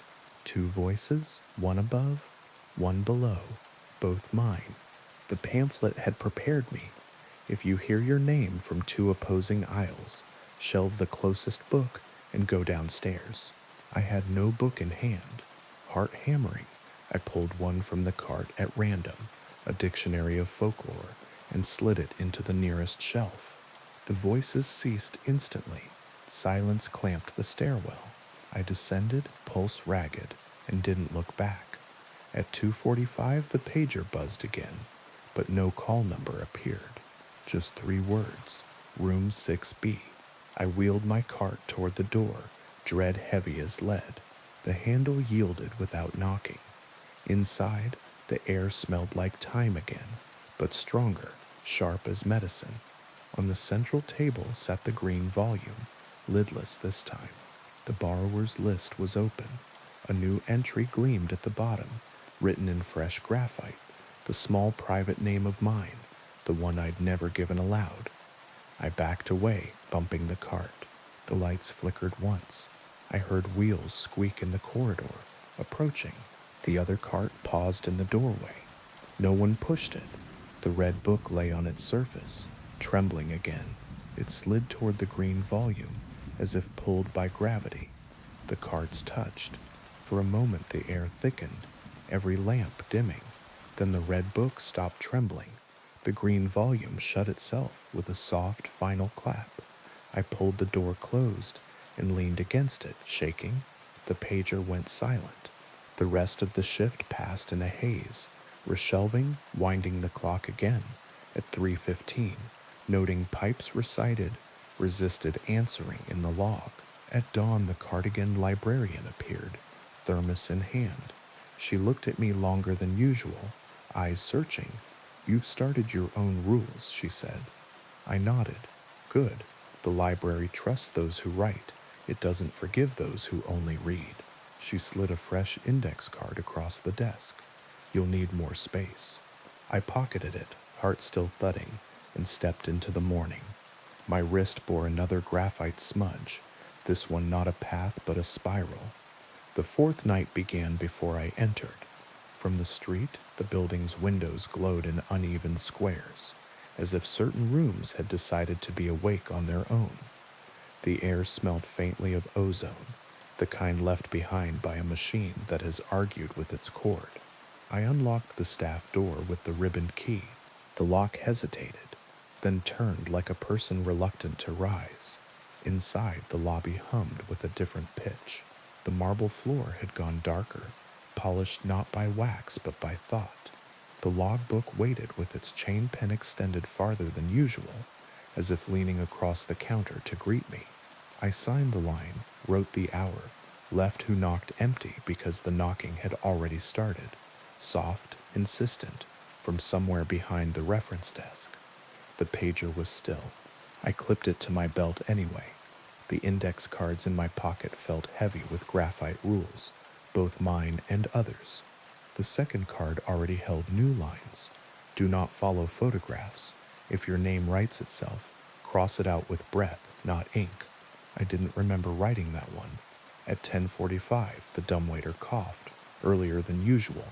I stood, palms on brass, counted to 180. When I opened it, the box held the blue book. Not a twin this time, not a trick. It was the same, tape frayed at one corner, familiar weight, the slip sticking from its top, read in careful script. Final night. I carried it to the reading room, set it under a lamp, and opened it. The borrower's list had grown. Every line was filled, name after name. Some I recognized from badges and ID cards. Some I had only seen in the logbook margins. At the bottom, one space remained blank. I felt the page breathe beneath my fingers, waiting. I shut it quickly and slid it back into the dumbwaiter. The door closed without needing me. The pager buzzed once. No call number, just 3 words. Count no more. My chest tightened. I had lived by counting. Breaths, corners, minutes. The warning tasted like betrayal. I pushed the cart into sub 1, shelves familiar and stern. At the far aisle, a light flickered, then steadied. A book stood spine inward, cloth pale, spiral on its edge. I ignored it, moved on. The aisle lengthened as I walked. Ranges repeated, markers looping, QA, QA, QA, like a chant. I realized the floor had shifted, pulling me toward a place that wasn't numbered. The card in my pocket pulsed like a heartbeat. Ask about the basement that isn't numbered. The air cooled, then thickened. At the corridor's end stood a stair I had never seen. Concrete steps led down into shadow. No sign, no floor plate.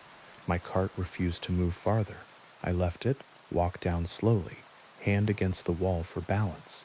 The air smelled of old ink, iron, salt. At the bottom, a door of black wood stood half open. Inside stretched a room wider than the building could hold. Stacks rose endlessly, shelves bowed under weight. No lights, only a faint glow from the spines themselves, as if the books remembered fire. Voices murmured among the aisles. Not pipes, not students. Closer, more intimate. I stepped inside, heart hammering. The floor vibrated with whispers. A volume slid from a shelf nearby, fell open at my feet. Its page bore no words, only a mirror of my face, not reflection, a drawing, graphite smudged, exact. The eyes blinked. I staggered back. The page turned itself, showing my small private name in bold strokes. Then another page, my rules, written in my hand. The card in my pocket grew hot. From deeper in the stacks, a figure emerged. Not librarian, not patron, a shape built of pages and bindings, arms stitched from covers, face a blank slip. It carried the blue book against its chest like a ledger. Do, it whispered. The voice was many overlapping. Do. I shook my head. Balance, I said, words shaking. I've kept balance. The figure tilted its head. Pages fluttered across its shoulders. It opened the blue book and pointed to the blank line at the bottom. My breath faltered. The pen dangling from the logbook chain appeared in my hand, though I hadn't touched it. The figure waited.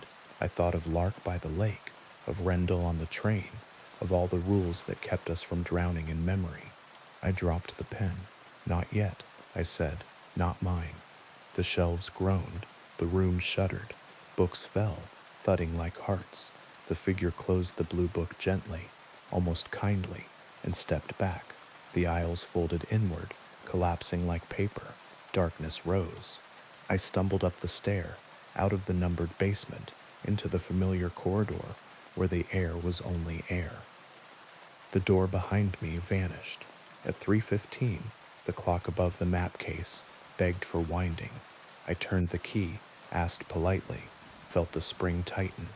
The second hand leapt backward, then forward, then rested. The building exhaled.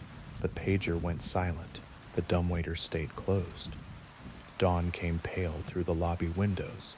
The cardiganed librarian entered, thermos in hand. She studied my face, then the log. You went where you weren't meant to, she said. I couldn't deny it. She touched the book drop slot, as if greeting it. The library forgave you. It doesn't always. Write one more rule. She slid a fresh card across the desk. On it I wrote, hands trembling, if the book asks for your name, give it silence instead. She nodded. Good. That's how we keep the shelves upright. I left with mourning in my eyes and graphite on my wrist. A spiral this time, faint but certain. The library behind me closed its doors on the night, ready to open for the day, ready to keep remembering. And I carried my rules with me, because balance is never finished. It only waits for the next page. Thank you for listening. If this story kept you company tonight, consider liking the video and subscribing for more myths, legends, and gentle hauntings. Sleep well, and may the trails you choose lead you safely home.